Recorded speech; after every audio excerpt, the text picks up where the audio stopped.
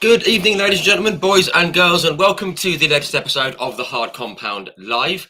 For those of you who are tuning in for the first time, welcome. And for those of you who are tuning in as a repeat viewer, thank you very much and welcome back.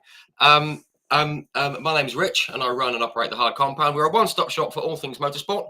We can be found on Facebook, YouTube, Twitter and Instagram. So search for the Hard Compound on any of those and come and give us a follow.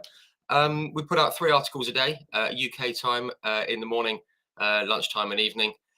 These are written articles about all kinds of motorsport, and they take the form of race reviews, race previews, throwbacks, breaking news. At this time of year, we do a lot of car and bike unveils, birthdays, throwbacks, and anything we can shake a stick at, really, to keep the motorsport world turning as best we can. In case you hadn't noticed, we also do live video interviews, such as this one. These go out on our Facebook, our Twitter, and our YouTube, and they're automatically saved in the video section on YouTube and in the live section over, in the video section on Facebook and the live section on YouTube. We've had well over 100 guests. I'm not going to name them all, don't worry, but we have covered the motorsport spectrum so far, and we'll continue to do so.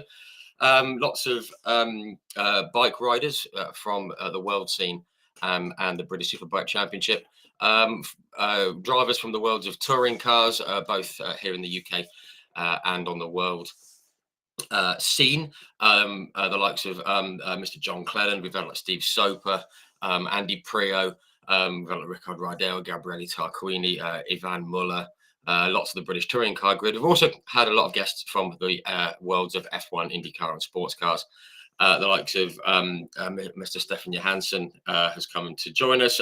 We've spoken with Mr. Eddie Cheever, with Mark Blundell, with David Brabham, Ari Lyndike, Willie Ribbs, Danny Sullivan, Alan Jr., Roberto Guerrero, Paul Page, the commentary legend, and many, many more, many from the current grid, Alex Palou, Will Power, and many, many more. So yes, as I said, we've had a lot of guests from the world of F1, sports cars, IMSA and IndyCar, and tonight's guest has done all of those and more. So we're very, very lucky to have, in my eyes, an absolute legend of motorsport, both here in Europe and in the USA. As I said, he's raced in Formula One, IndyCar. He's done Le Mans. He's won at Sebring and done very well at Daytona, etc., etc. And his son's quite good as well, so we might mention him later. So without any further ado, please join me in extending a very, very warm welcome to Mr. Derek Daly. I am mega impressed. Wow. And you do 3 articles a day in addition to all of these interviews. Good for you, Rich. Good for the Hard Compound. I love it. Yeah, I would say I should get a day job, but I've got one of those as well. So yeah. Yeah, the list was getting quite long, so I try and shorten it now. But Derek, thank you very much for coming on and having a chat. I've been wanting to speak to you for a while. As I said, I'm a fan. I've got the T-shirt, as we say. Hang on. Let me see the shirt. Stand up. Oh, no one wants to see too much of me. Here we go. There we go. Look. Grizzly Guinness. I've never seen that shirt. I love it. 1981, wasn't it? Yeah. Which is also the year of my birth, so it's quite fitting. But this is from the guys at Retro GP. So if people want to go and check them out, they do lots of good stuff. Retro GP. RetroGP.com. They do splendid work. Wow. Okay. And I got this for Christmas. As I said off air, Derek, my wife said, well, I know you like motorsport and I know you like Guinness. Little did she know. Yeah. Love it. Excuse me. Yeah. So yes, lovely stuff. So yes, thank you for coming on, Derek. It's great to speak with you, and as I've said in the adverts, one of the best characters in motorsport. So very glad you've come on. Thank you. I'm glad I'm still around after some of the things I tried to do.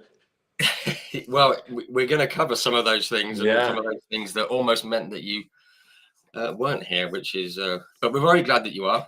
So I'll say hello to the folks in the comment section, Keith and Roger and Oliver and many others who are commenting. Hello, folks.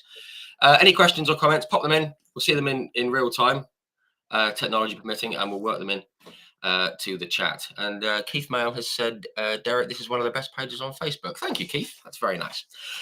So there we go. Shameless plug. So I guess we need to get cracking, really. Firstly, how's the year started for you? Obviously, we're going to touch on the motivational speaking that you do a bit later, but how's the year started for you? Great. Can't complain. I'm in sunny Arizona. Can't complain spending the winter there. There's an amazing car culture here in Arizona. There's so many car collections. There's all sorts of car shows. There's another one this weekend coming up. A bunch of us race fellas officially open it.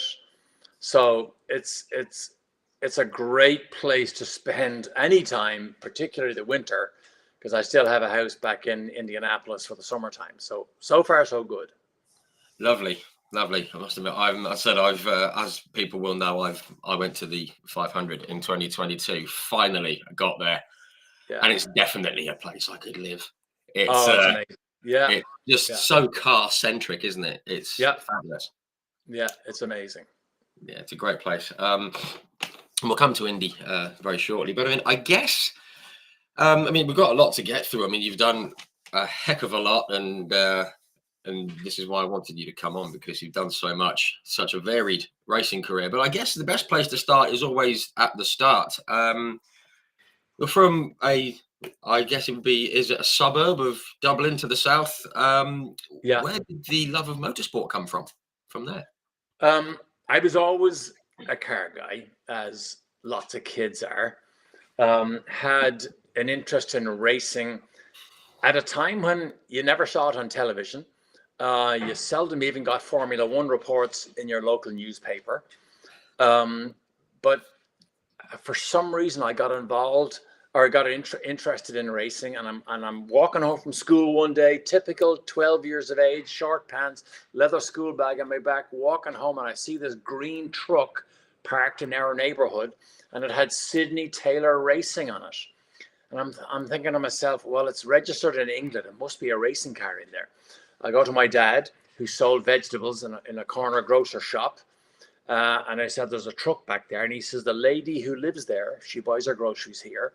It's her brother's truck. And at 7 o'clock tonight, you can see the racing car. We go back, they open the doors, and here's a beautiful white Brabham BT8 with a green stripe and a Irish shamrock on it. And my dad says, it's racing in a place called Dunboyne tomorrow. Dunboyne was a little village on the outskirts of Dublin City. And my dad said, I'll take you to see it race. We went there, and those days you could sit on the grass bank, and the cars would go whizzing by. And I remember the color and the noise and the smell and everything about it captivated me, that I told my dad right there and then, that's what I'm going to do. I'm going to be a professional racing driver. Now, I was so naive, I didn't know what that meant. And, having to get a job or work at something didn't compute to me, because that would have taken too much time out of my day if I was going to try and become a racing driver. But that was the day when I was 12 years old that just set the anchor for me. That was my calling. That's what I was going to do. Wow. And it's obviously a complete chance thing that the truck was there and you spotted it. And yeah. Wow. And ironically, when we went to Dunboyne the next day, there was a driver in a single-seater Lotus called Maurice Nunn. And I didn't realize that Mo Nunn would play a role in my career progression many years later. Yeah, he was with Ensign. Was it Ensign? Yeah, Ensign, wasn't it? Yeah. Wow. That's amazing. So it was almost meant to be from the start. Yeah. What did your dad say when you said, "Oh, I want to be a racing driver"? Was it one of those, "Oh, yeah, okay, next"? Well, we began to have some of the conversations, and he told me two things. He said, "I'll help you in every possible way, as long as it's not financial help you need." I understood that. And then he said, "Always remember, you'll be responsible for the legacy that you'd leave in the sport." That meant absolutely nothing to me until years later down the road. But I bet looking back at it, you think, wow, yeah, that was like stayed in there. Yeah. Wow. Yeah. That's incredible. I'm guessing, as I said, I've always sort of looked into your career and what you did in the early days and things. And it wasn't until you got into your teens that you started racing, from what I can gather. Was it straight into like the world of stock cars or similar? Yeah. So I see this poster somewhere advertising stock car racing in Santry Stadium that weekend. So I get my dad to take me out, and stock cars, I mean, they're fairly basic, but they were even more basic back in the late, I think it was 69 when I started racing first. But I went there, I was mesmerized by these junkers. Jalopies just crashing and bashing. But at 16 years of age, you I don't know what the age limit is now, but you couldn't get a license to drive a car in Ireland until you're 18. But I had a 50cc Yamaha. So I thought, you know what, if I could buy one of these old cars, I could work on it, go back and forth with my tools on my Yamaha. And my dad would tow me on the end of a rope across Dublin streets on a Sunday morning and take me to the track. And I said, you know what, I'm going to have a go. So at 16, I started fairly basic, working and building and crashing and welding and painting and doing all the stuff you do. Just waiting for a time that maybe I could go proper racing in a Formula Ford. I mean, it was an amazing time of, dirt and crash and bash and no sophistication, but at least I was a racing driver. Well, I don't know what it is about you guys from the Emerald Isle. I mean, it just seems to be much more carefree starting racing. As I said, I've spoken with yourself, with Kenny Atchison, I've had Martin Donnelly on here, and a few of the others, and all the sort of the Brits and all the others are like, oh yes, I went here and I did a license there. You guys were just like, I just got into a car and drove it. And there was no real plan, and that's similar instinct reflex moves continued most of my career, because when we wanted to go Formula Ford, I mean, you obviously had to have a chunk of money. You had to buy at least a Formula Ford somehow, somewhere. And my girlfriend at the time told me, oh, my brother just came back from Australia.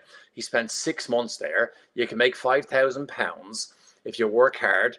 And 3 weeks later, myself and David Kennedy were in Perth, Australia, ready to go. They flew us up north to the single men's quarters at Cliffs Robe River. The only thing they gave us was a hat with corks on it, so as the flies wouldn't eat us. And we spent the next 6 months digging iron ore and doing all the schlop and dirt. And I tell people it was the dirtiest, noisiest, most enjoyable thing I'd ever done in my life at that time. Every 2 weeks, you get your pay packet. You're in the mess hall. You open up your pay packet, and you just look at the hours. How many hours did I get? Because the first 8 hours was regular time. If you could do two-hour shift, two double shifts, the second 8 hours was double time. If you could do a 24-hour shift, the last 8 hours was triple time. That was our aim. Can you imagine today? Wow. You wouldn't be allowed to work that hard. But that's what we did, and 6 months later, we arrived back in Heathrow Airport the day of the International Trophy at Silverstone in 1975. We didn't even know it was on. We get there, we see it in the newspapers. Myself and David says, we have to go to Silverstone. Come on, we have to go. We literally stood outside the fence on the run down to Stowe and just watched James Hunt lead the race. And amazingly, I led the same race 3 years later. Wow. Yeah, it's an amazing story. That is incredible. I mean, people always say, you've got to work hard, you've got to train, you've got to do this, you've got to do that. What you and David Kennedy did, that was proper hard work. And I read somewhere that obviously you knew that the best places to earn quick money was either was it oil or in the mining. And is it correct that he wanted to go to Alaska and you fancied Australia and you tossed the coin? No, it wasn't quite exactly that. So the Alaskan pipeline was just starting at that time. And Right. so, but to go to Alaska, it cost £1,000 for clothing to keep yourself alive because it was below freezing. And so in Australia, all we had to do was cut the sleeves off our shirts and the legs off our pants, and we were well dressed. That was it right there. That was the decision. Off we went to Australia. Yeah, That's it was amazing. £1,000 saved right Yeah, there. yeah, yeah, yeah. It was an That's amazing time. We came back with money. that's incredible. I bought a Lotus 61 from Eddie Jordan. Always a good Yeah, start. Eddie Jordan. There was no engine in it. He promised me the use of an Alden engine as part of the deal. He never came up with it. Typical Eddie. But he did pay me back many, many, many years later. Finally got around to it. It's weird, Martin. Eddie Jordan always crops up in most conversations with someone. He's been involved with almost everyone, isn't he? He's one of those guys. Isn't he? Yeah. Colorful, bright, impressive character, and I think he did amazing things for Formula One. Never mind just doing amazing things for Irish motorsports. Yeah, absolutely. And I think, the whole Jordan team, I mean, there isn't one person that doesn't look back on that team's existence in F1, certainly. Yeah.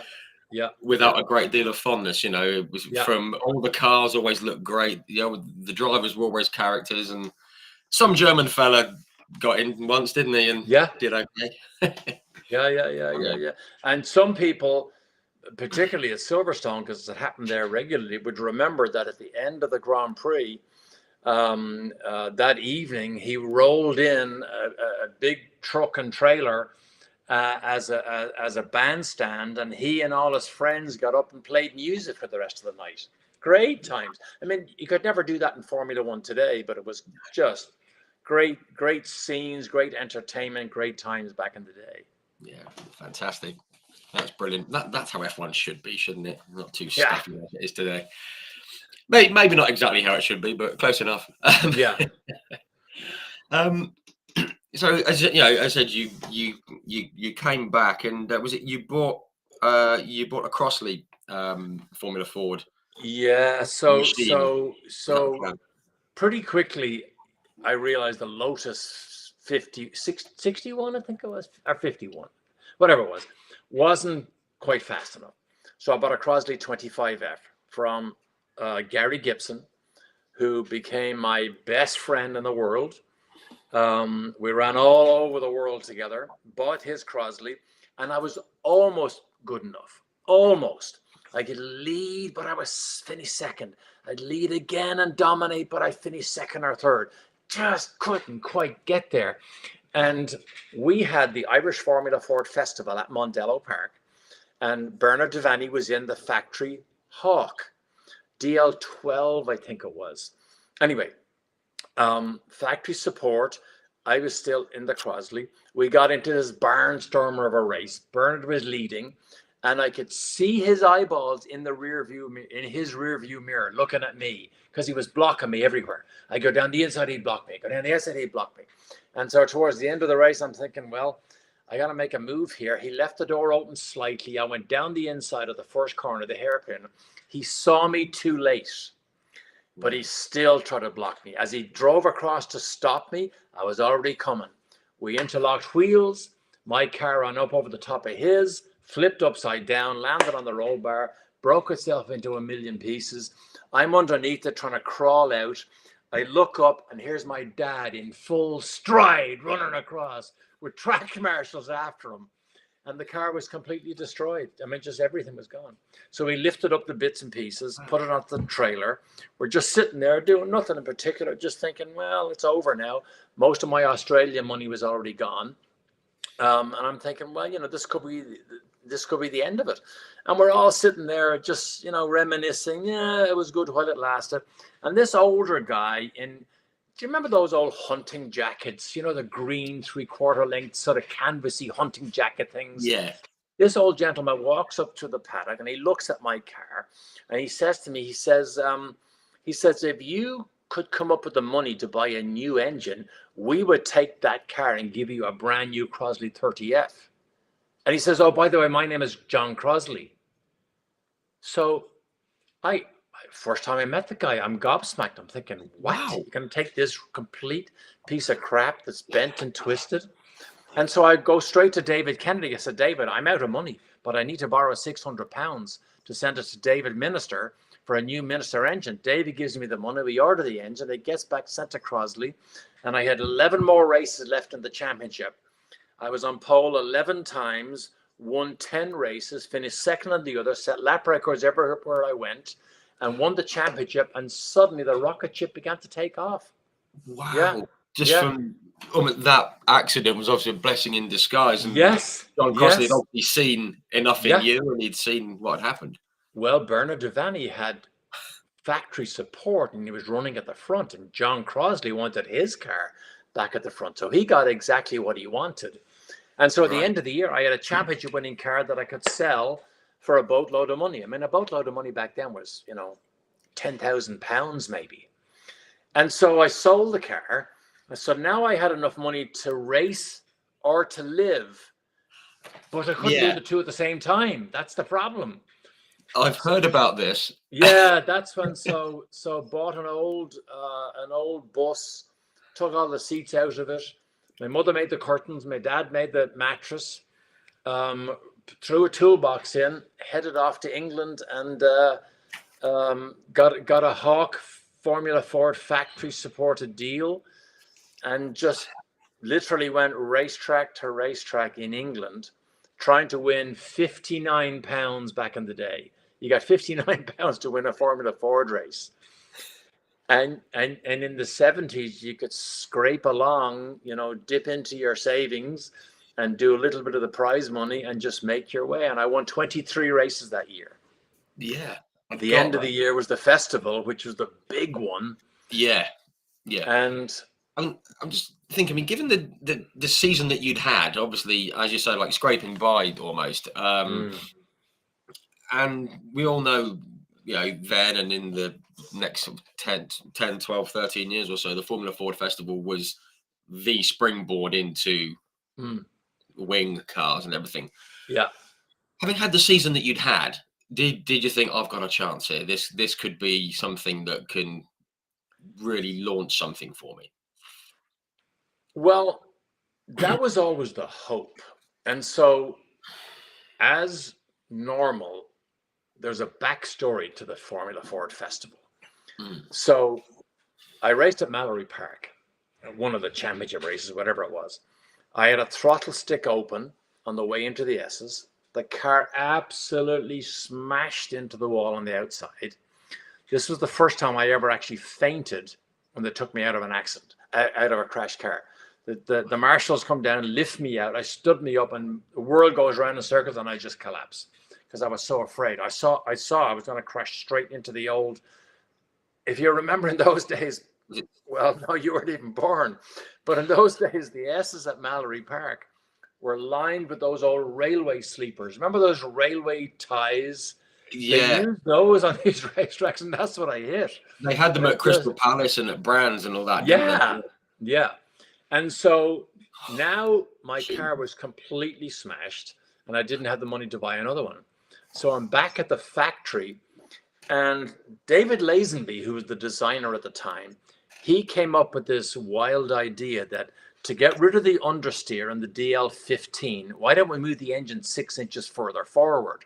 So they made a giant spacer between the gearbox and the engine, built a car, tested it, and they weren't really that happy with it. So they just stripped the whole thing and put it off in a corner.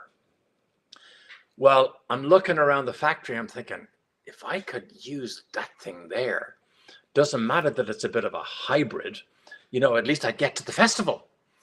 So wow. I drove one night to Mike Keegan's house. I don't know whether you remember Mike Keegan, Rupert Keegan's dad. Okay, I was going to say if you were owned British Air Ferries and owned Hawk racing cars. Right. I drive up to his house late one night, unannounced. I knock on his door. He opens the door, and he was wearing one of those smoking jackets. The rich people wore those smoking jackets. And he was so shocked and impressed that I had the balls to do such a thing, to drive to his house, knock on his door.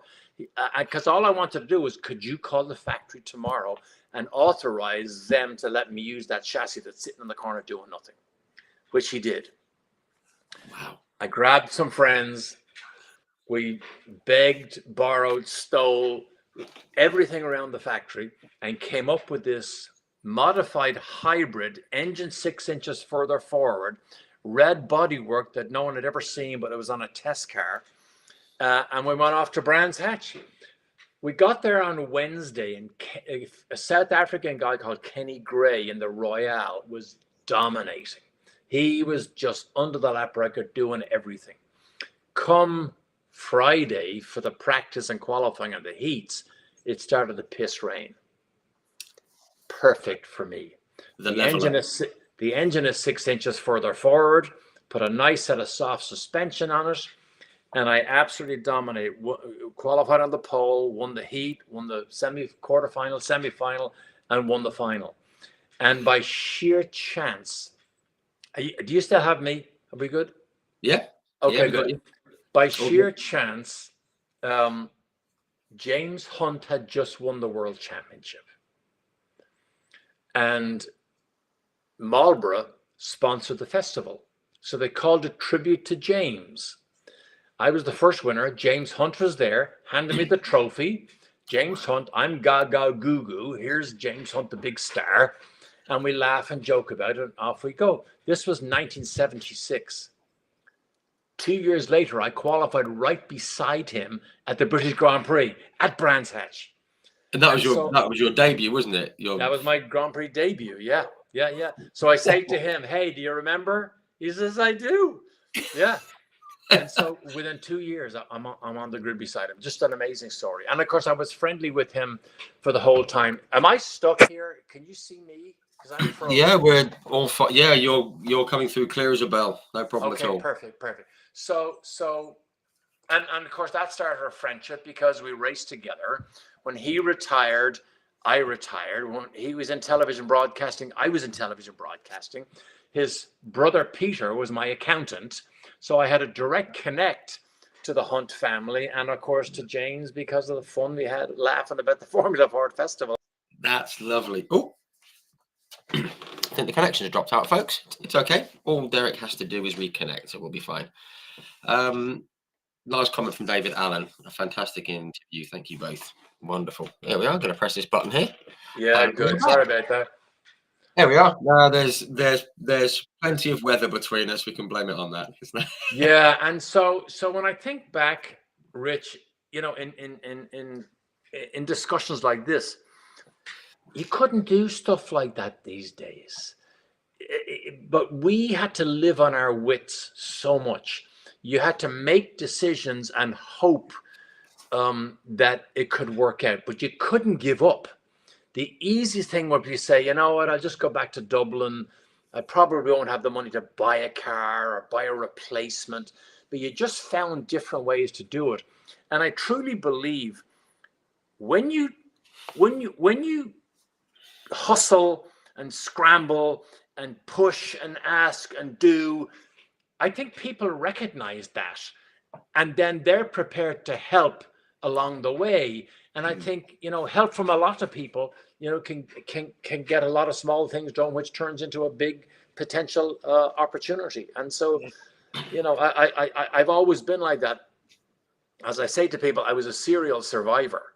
You know, whatever happened, you draw upon the serial survivor mentality to try and get to the next level. And it continued all the way through my career and even after my career.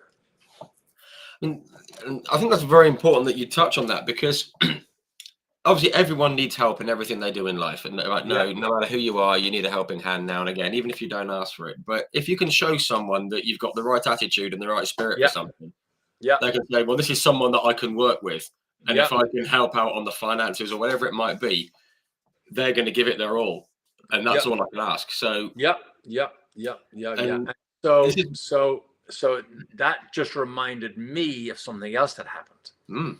Go for it. In the Crosley 30F, in the 11 race win streak, One of the races was in a place called Kirkeston in Northern Ireland. They still race there. Great circuit, very fast, old airfield. I'm trying to work out how can I scheme to get some support to move to England in 1976. This was 1975. And so I was told, why don't you go over to the bar? There's a big fella from Donegal called Derek McMahon. He's over there drinking at the bar. Why don't you go and ask him, would he help you if you move to England next year? I go to the bar. I walk in. There's this big man at the bar. He's drinking away. My heart's pounding like this. I tap him on his shoulder. He turns around. He says, "Hey, I'm Derek Daly, and I'm from Dublin, and I'm trying to make my way here, and I'm going to try and move to England next year. And I'd love to try and ask you, would you be interested in supporting a young Irish driver to see how far he can go?" He never missed a beat. He took a deep breath. He says, hey there, fella. He says, right now, I need you like I need a fucking 6-inch hole in my head. And he turned around and started drinking again. That was his only words to me. I turned around, left, and tried to do everything I can. And a year later, here's why I'm telling you this story. A year later, I win the festival. I'm in England. About 7 days later, I got a phone call. It was Big Derek, Big D, McMahon, inviting me to the BRDC dance in London. Remember I don't know whether you remember, the BRDC had a celebration event, dinner dance in London at the end of every year. He said, why don't you meet me there? He says, I followed your career. He said, now I know you do have the drive and the determination, and now I'll help you get into Formula 3. Can you imagine that? So just exactly what you said there played out in real life terms for me. Because think about if I didn't go to Mike Keegan and ask him could I use the chassis. I may never have got the call from Derek McMahon, and I might never have made it to Formula 3. Yeah. It just goes to show it's the attitude of ask people things. You know, they can only say no, and they more than often do. And demonstrate to them that you will use every investment to your best of your ability. Absolutely. With commitment and drive and determination, everything else you need to do to make things happen. That's something everyone in the world can learn from. Absolutely. Yeah. That's incredible. And that's what brings me on nicely to him. And he obviously was a huge help in getting you into, getting you into F3 and was it into the Chevron, wasn't it? The Chevron. B38. B38. Yeah. Was that the first experience of a wing car for you? Was it the first time you'd driven a car with wings? Yeah, pretty much. Yeah. Right. Yeah. Okay. I did do a test in a Formula 4 2000 at one stage at Brands, but that pretty much was my first, what I call serious racing car. Had slicks on it and wings. Yeah. It was an amazing scenario. We bought a you know those Commer walk-through vans, you know those things that we put concrete blocks inside, wooden ramps, and bought a caravan, and that was it. That was our team. Away we went, track to track, and just see what we could do. Yeah. And I'm guessing there weren't any expectations of results or anything. It was like, let's just go and see what we can do with what we've got and see where it takes us. Yeah. And I was lucky in a way, Rich, that it was just before engineers and professional teams and big rigs and shared information. I was just before that era, because I did my first test in that car in Thruxton all by myself. Nobody else there. I would have to hook the battery up, get into the car, start it, get back out, unhook the battery, get back in, strap myself in, and go out and test. Yeah. Wow. Yeah. Pretty basic. Couldn't do that these days, but pretty basic. Wow. Yeah. I mean, given what goes on in all series today, that is pretty unreal, isn't it? I mean, there's no way that will happen in any series anywhere. Yeah. Certainly not in the single-seater ladder. And I've got here. I mean, the first sort of half a dozen races were, you were running at the front, not quite winning or anything like that. But when I was reading through, I saw there was a race, correct if I'm wrong, at Silverstone with Stephen South, who went on to win the championship. Yeah. Was it you and he had a bit of a ding dong around Silverstone? And was that kind of when you thought, I can mix it at the top end here? I can be really competitive in this. That was exactly the weekend. So the first 5 or 6 races, I was there or thereabouts, scoring points, third, fourth, fifth, whatever it was. Go to Silverstone. Stephen South was the fastest at Silverstone. He was in the March. He was the fastest. However, I always got demon starts. It was hard to beat me off the line. I just had the timing perfect. And I always reasoned if I could get ahead of Stephen, I would make life really difficult for him. Clearly remember exactly what happened. And I have this innate ability to hyper focus at times and then recall it in HD slow motion. Like I can remember exactly what was going on. Wow. We're in this ding dong. We're in front of Formula One team managers. So you're hoping somebody's looking at you. I knew Stephen was quicker than me out of Club Corner and on the run up to Woodcote. Right, he was much quicker than me there. I could handle him around the rest of the place, so I knew I had to be real careful there. But if he was going to try it, I was going to block him. I went into the brake zone at Beckett's, the old brake zone at Beckett's. I braked about 2 or 3 feet too late. And as soon as I braked too late, I recognized it. The car just got slightly sideways, not opposite lock, but just enough to keep it up. And I knew, role playing in my mind, okay, he sees me. He sees I'm doing a correction. I've missed the apex. I've left a space on the inside. For sure, he's going to appear there. And sure enough, boom, there he was. Wow. Now we accelerate together out of Beckett's, right?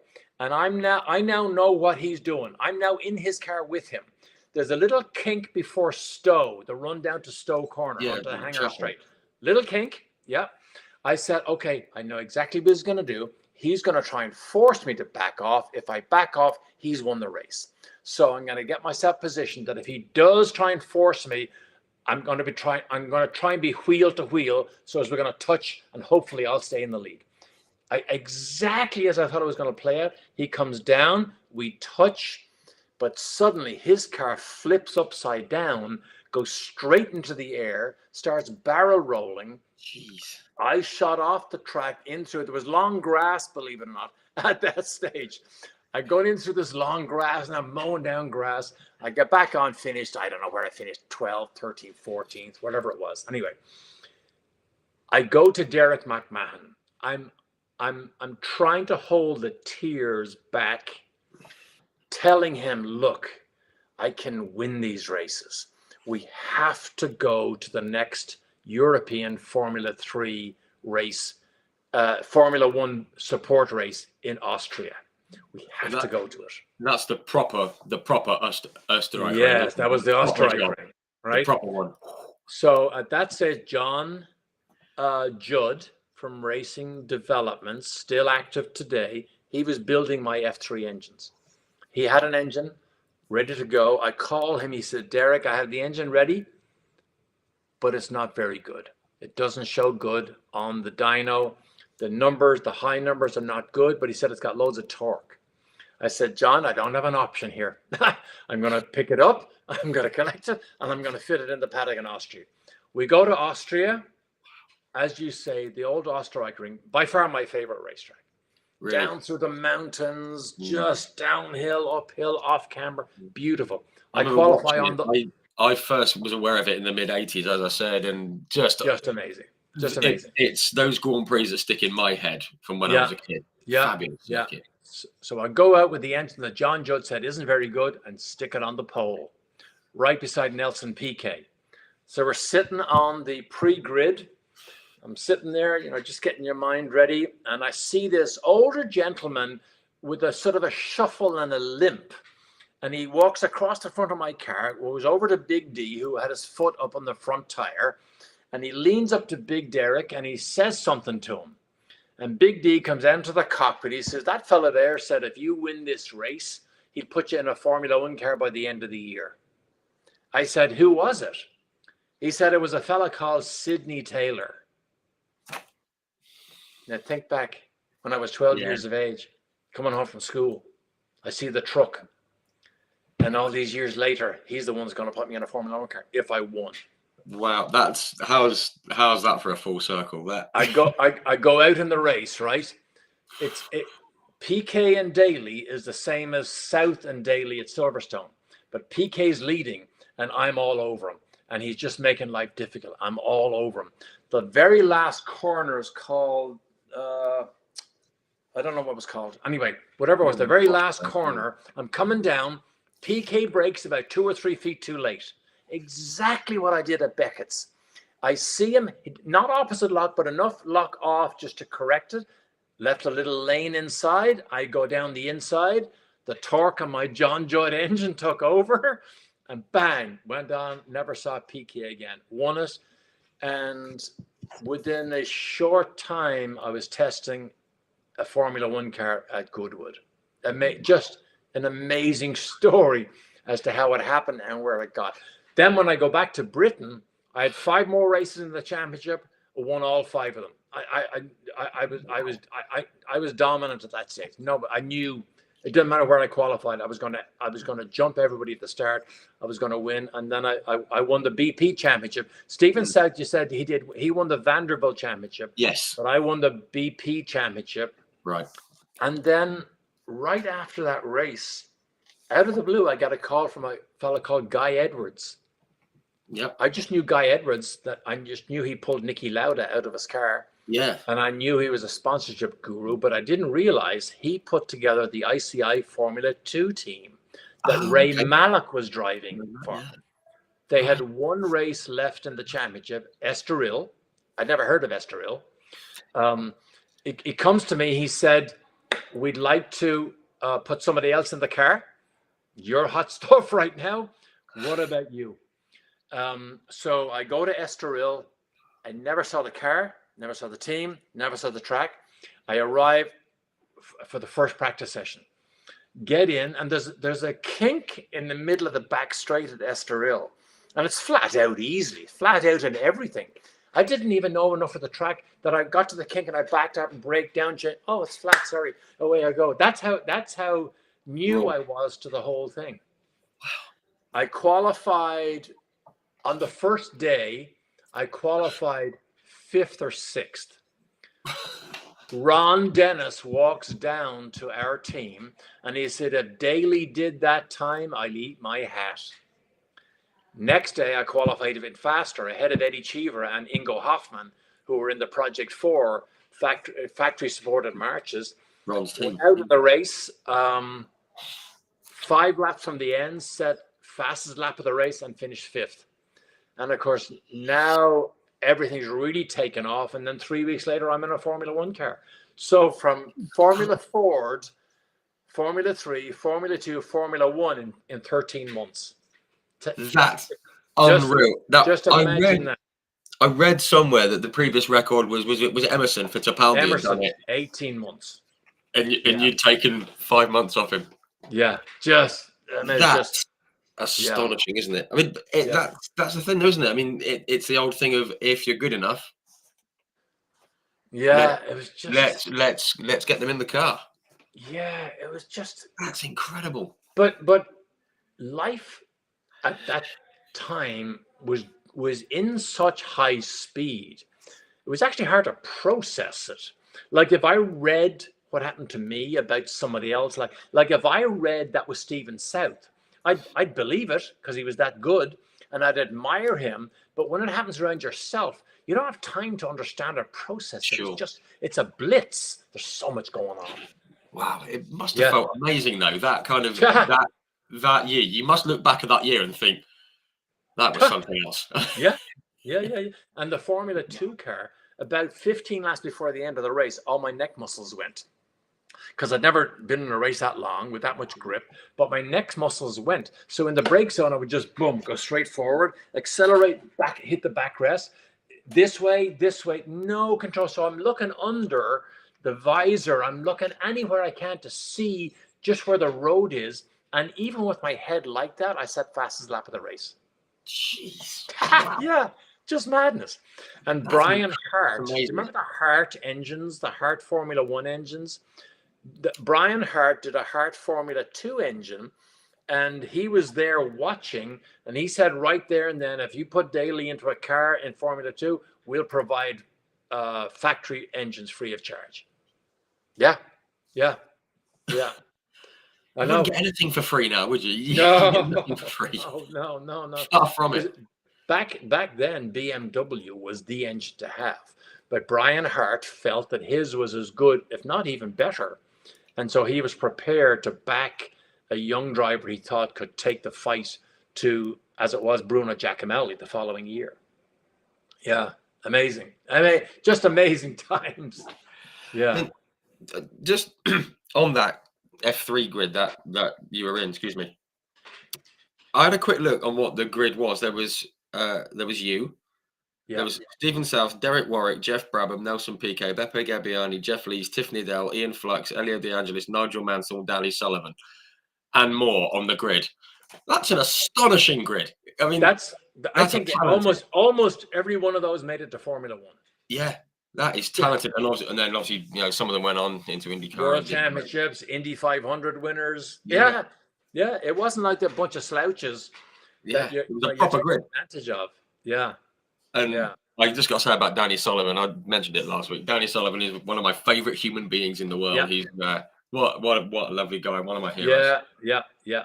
Great guy. And I met him at the 500 in 2022 because he's come on here before, and we arranged to meet up. And we were standing about 50 yards from where he did his spin and win. Yeah.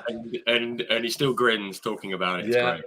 I think, doesn't he have an email address, Danny at spin and win, spin and win, or spin to win? Spin and win at something, yeah. Yeah. Maybe it's his Twitter. Yeah, amazing. It's his Twitter. I think it's everything.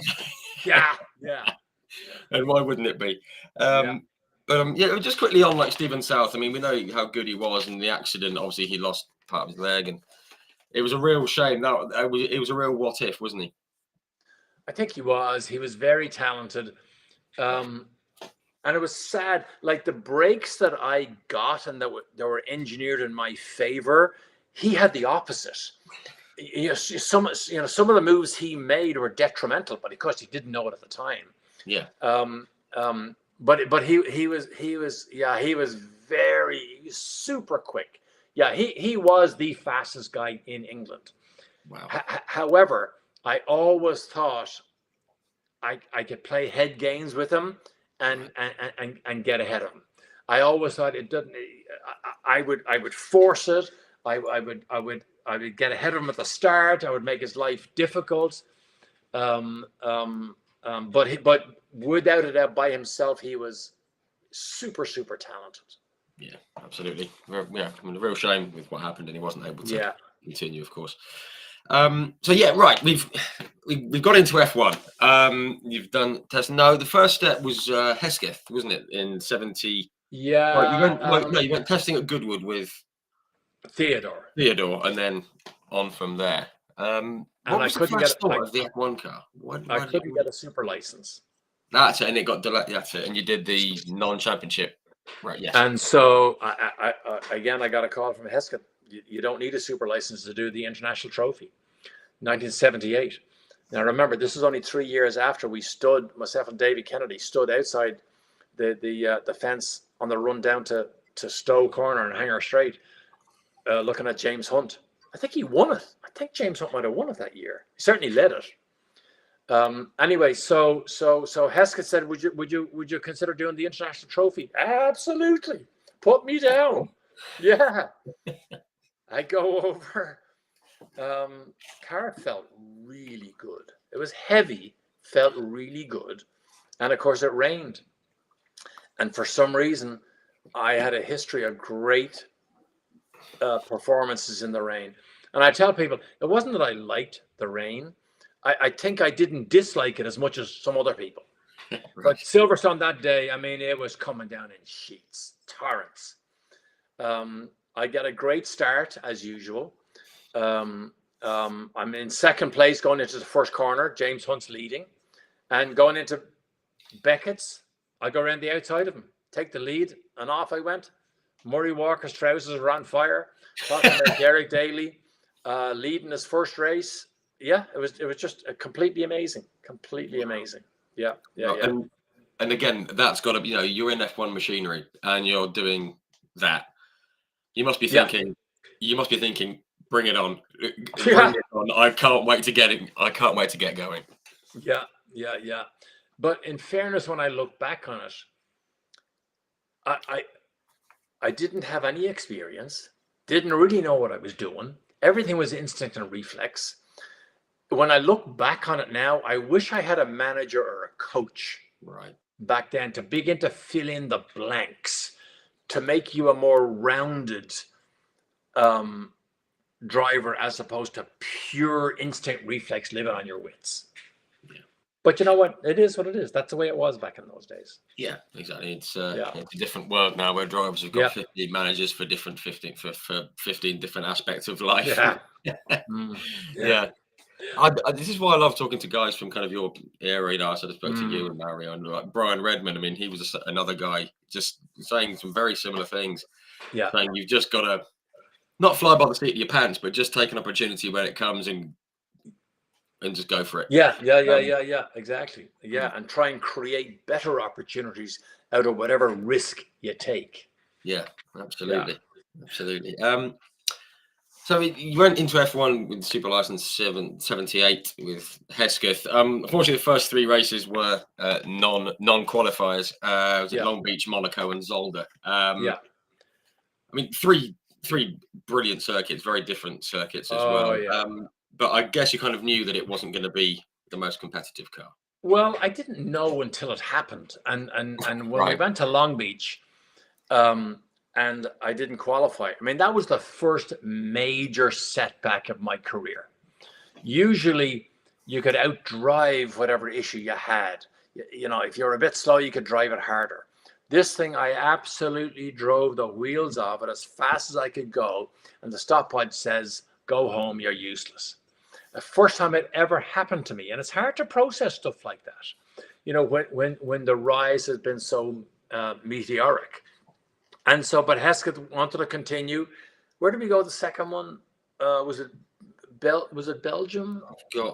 I don't remember. Anyway, then we go to Monaco. Yeah, Long Beach, Monaco again. And at that stage, I had to take stock and activate the serial survivor again, because I decided, look, I have to stop and concentrate on Formula 2. Because if I can win Formula 2 races, then, you know, I'll stitch this whole thing back together. Right. So I stopped with Hesketh, went back to Formula 2. The next race was at Mugello in the ICI Chevron with the Brian Hart engine.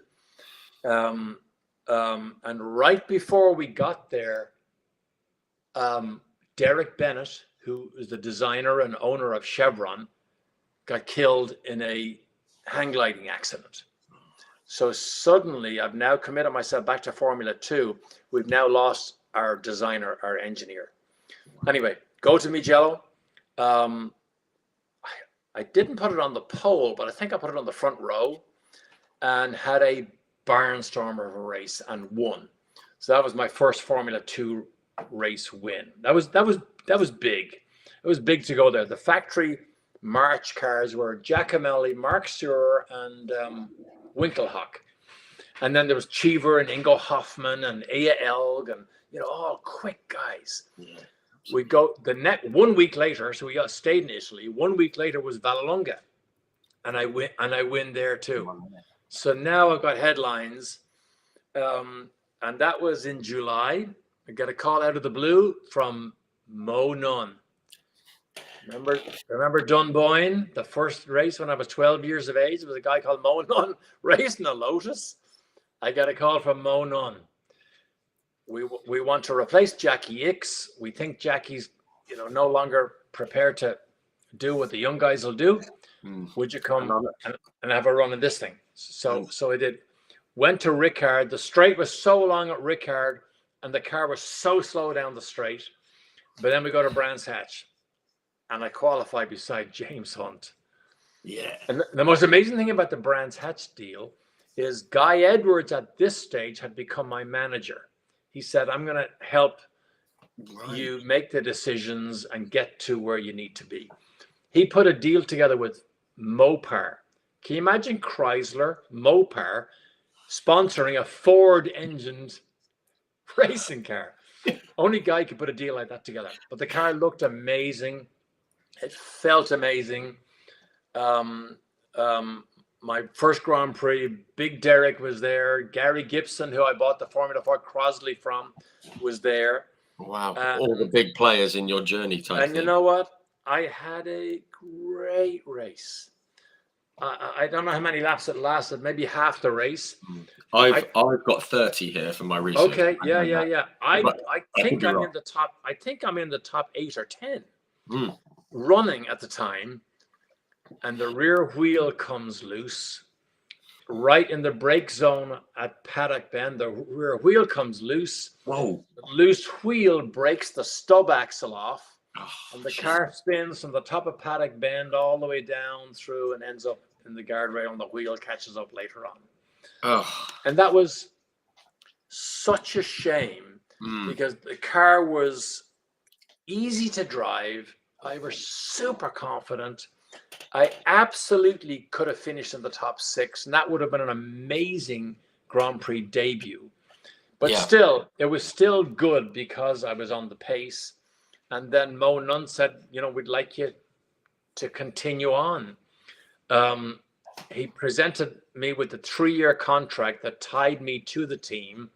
I was really nervous about that because, what if this didn't work out? I said I wouldn't sign it. And so he said, well, then you're not racing in Germany. He put Nelson Piquet in. Right. Nelson Piquet did a good job in his debut in Germany. I thought, okay, I'll sign it. Yeah. And I did the rest of the season. So I was doing Formula 2 and Formula 1 at the same time. Right. Yeah. Wow. I was just saying, in that race, you lasted 2 laps longer than Mario Andretti did in that race. So because his engine blew. At Brands? At Brands, yeah. Brands Hatch, okay. Yeah. First, the debut, you beat Mario. Yeah. Great. Yeah, and I was just saying that the 2 cars in front of you, as you said, you were alongside James Hunt and directly behind Gilles Villeneuve. I mean, that's some good company to be in, isn't it, for your debut? Good stuff. Yeah. Fantastic. Yeah. Brands Very Hatch. good. Also, if I pick 2 tracks in the world, Österreich-Ring and Brands Hatch, my favorites. I tell you what, we are on the same page. I tell you, they're my 2 favorite European ones. I love them. Absolutely love them. I mean, we're going to come on to your second race that you qualified for was at Monza. Now, we're going to come on to the obvious incident from that race in a sec. But it was your first finish, wasn't it? It was the first finish in F1, and I believe it was 10th. Yeah. Good. It's good finish. Absolutely. Yeah. For sure. And obviously, normally the overriding emotion would have been, I've finished top 10. Yeah. That's what you should have been feeling, wasn't it? I guess. Yeah. But yeah. unfortunately, it was all very different, wasn't it? Yeah. Now, I spoke with, I can't remember who it was who was in that race. Somebody was towards the back. It may have been Mike Wilds or Brian Redmond. I can't remember. Yeah. And there was the issue with the start, with the red going to green too quickly, car still rolling, getting a jump on the ones further up.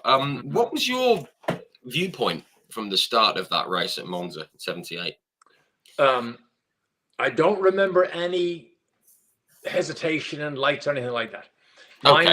Mine was just concentrate on what's going on around you, eye on the lights, bang, go. And as we went down towards the first chicane, it's all normal, they jostle. And then something began to look unusual, but I couldn't see it. But Right. cars began to move in an unusual way. And then suddenly I saw a car spinning to my right, and right in front of me, Carlos Reutemann in the Ferrari started to spin. And I went off to the left side to miss him. And right as I got by him, he clipped my left rear, broke it, and I started to spin. Right. And so from the head-on shot, you can see me in a black shadow look starts to spin down. And I still didn't really know what had happened. I get out of my car, look back, and the whole racetrack is on fire. It looked like an airline accident. Wow. And I look back, and I still don't really know what's happened, but I began to run back. And as I'm running, you sort of run and you look and your heart's pounding. And then I see Peterson's car. I see it's on fire. I see drivers are beginning to gather. I'm running towards it. And you get that moment of fear where your eyeballs are beginning to pump. You can sense it. You're literally scared. And the fear begins to take over because you don't know, if I get there and the car is on fire, what are we going to do? Right. And right as I get there, the fear is, if you tried to rescue somebody out of a fire and it goes wrong, you're an idiot. If you stand around and do nothing, you're even worse. So you know that. So that fear is a balance, and as you get there ready to do something, I remember James Hunt. He's kicking with his leg, and then he's the one that goes in, undoes his belt, and throws Ronnie Peterson right at my feet. Now let me take you back a little bit, right? We all had heroes when we were growing up in racing. In Formula 3, Ronnie Peterson turned up at Thruxton to support Eje Elg, a Swedish driver. Yeah. And he walked through the paddock and we all went, Ronnie Peterson. I mean, he was exactly. I'd seen him smoke tires coming through Woodcote in the Lotus 72. So, you know, he's a real hero. And James Hunt drops him right at my feet. Now, and I can remember I looked at him. I saw him lift his arm. He opened his visor.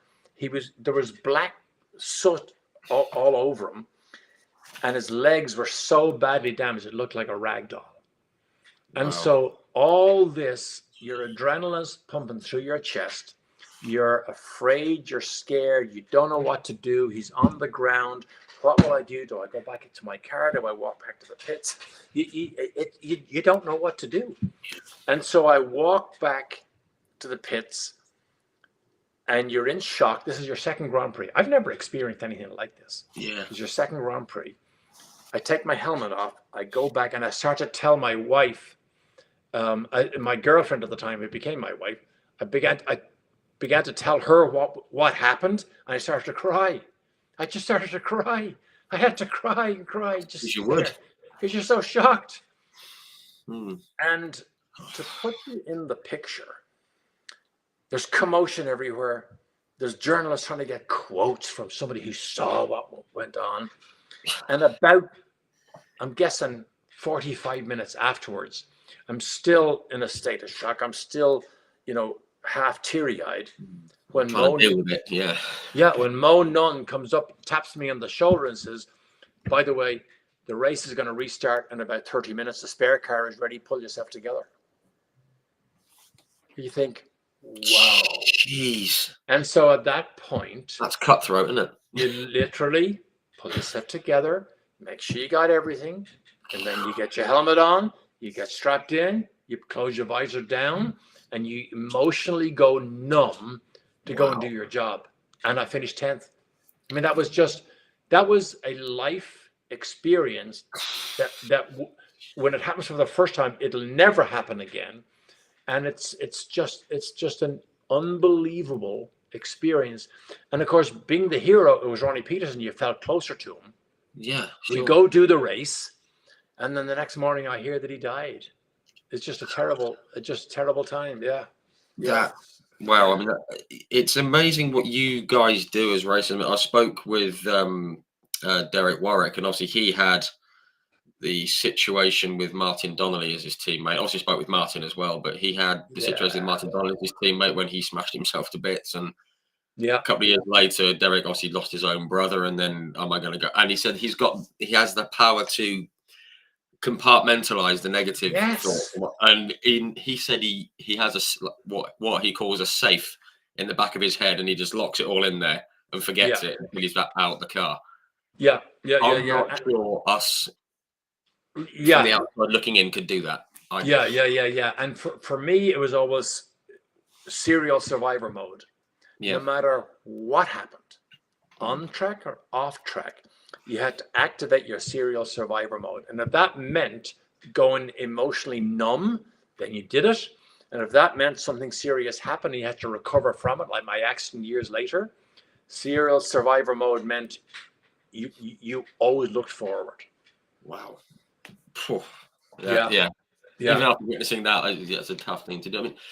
I mean, very quickly on the last thing on that. I don't like to ask really, but I mean, I had Mario on here a few years ago, and he found out because obviously he was Ronnie's teammate, and he'd found out that Ronnie had passed away when Mario was on the way to the hospital. He got to the toll booth on the Autostrada. The guy recognized him and said, "Oh," and he said in Italian to Mario, "You know that he's died, right?" And that's how Mario found out. Wow. Which, I mean, I don't think I'd have said that to Mario Andretti, I must admit. I mean, where? I mean, I don't like to ask, but where were you when you had discovered that like Ronnie was no longer with us? Mine was the next morning, probably the hotel. Right. And Mario's a good friend of mine. I've done lots of events with Mario. We have a great synergy. When Mario just last May, he was there was a celebration for the Indianapolis Museum here, not here. I'm in Arizona, in Indianapolis, and Mario was asked who would he like to interview him during the dinner for the celebration, and Mario's request was me, because we have a trust. Because I did all the television I did, and maybe because we raced together, but the very first words I ever uttered to Mario Andretti was when I was walking back from the Peterson accident.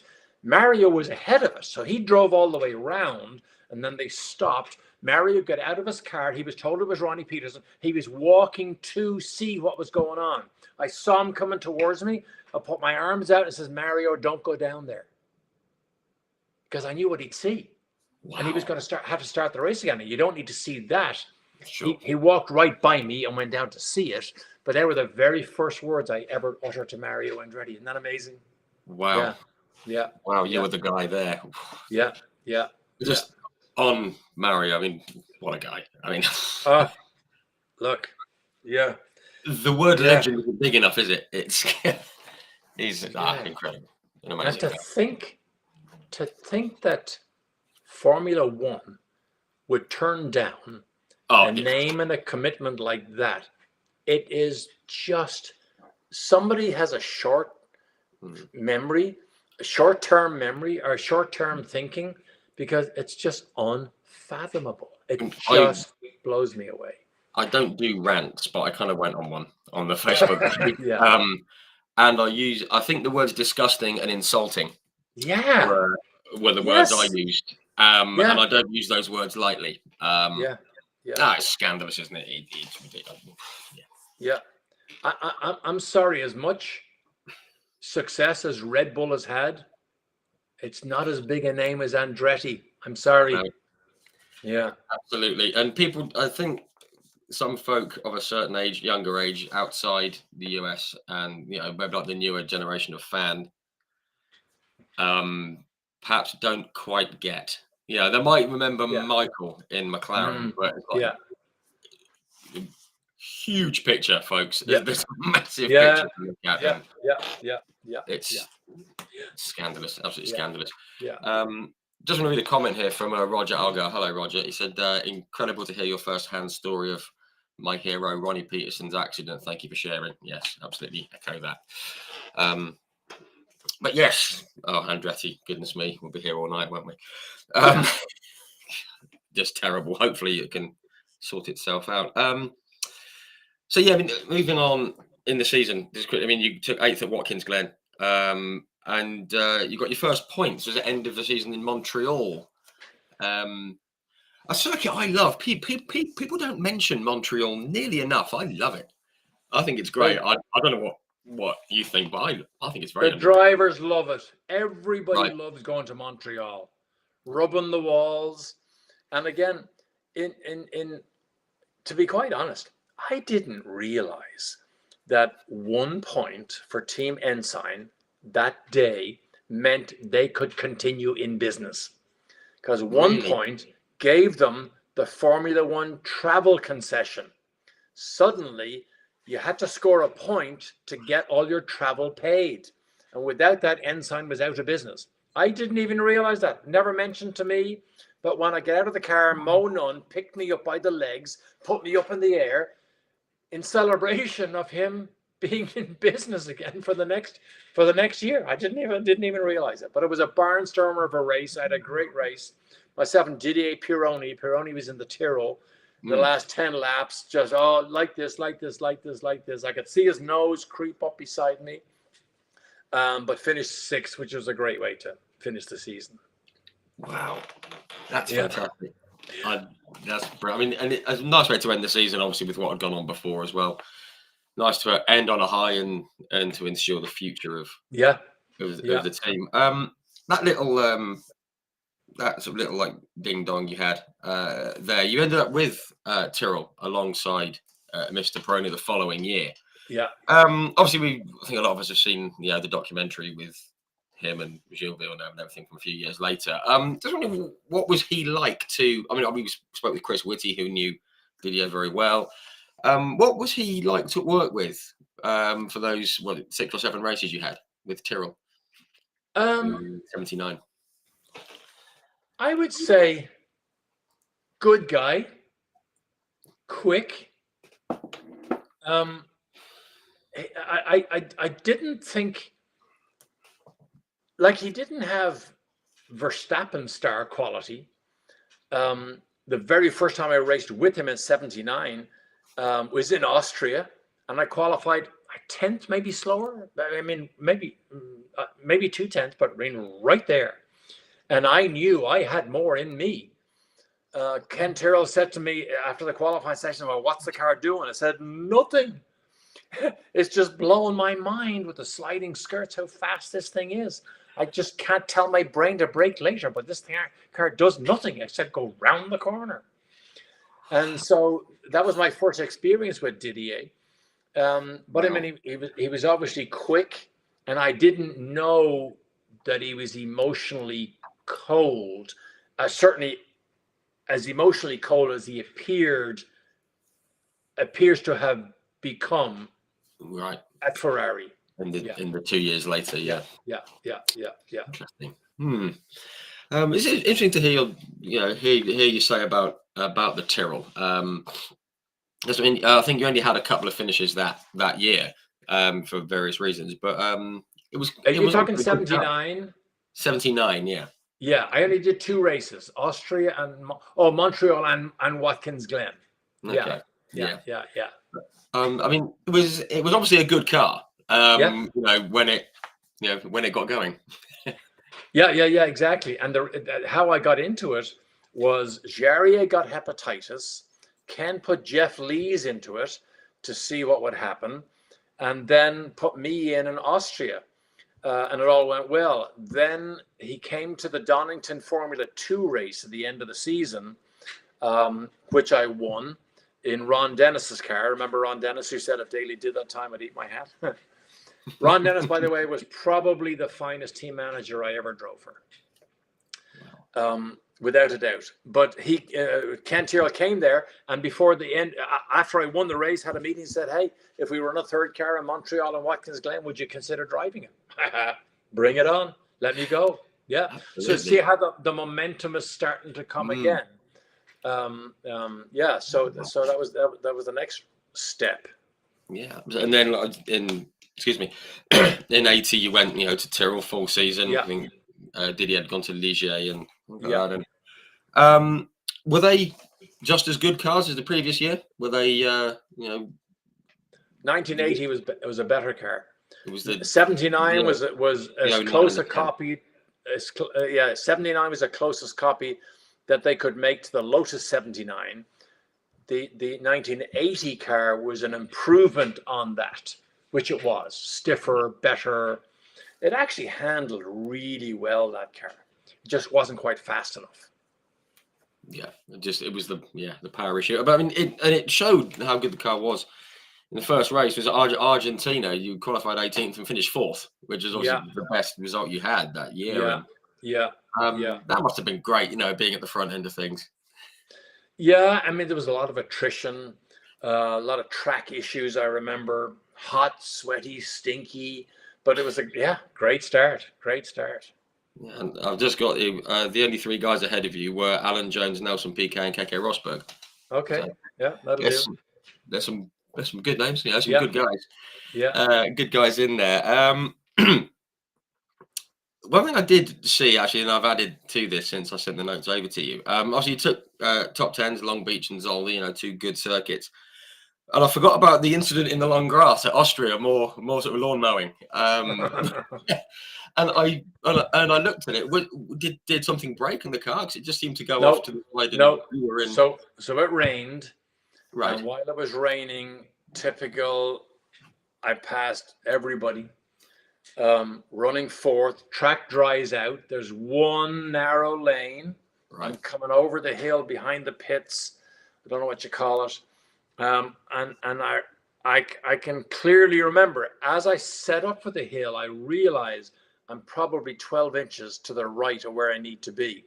So I began to plan on when I get to the top of the hill and the car gets heavy again, I'll just settle it and I'll be good.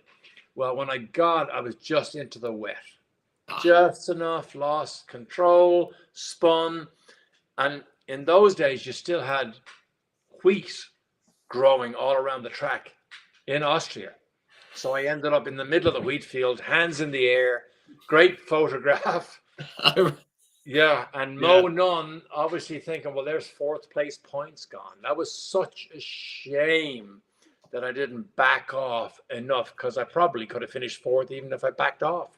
Sure. Without going that hard. One of those little frustrating moments, I'm sure. Yeah, totally frustrating.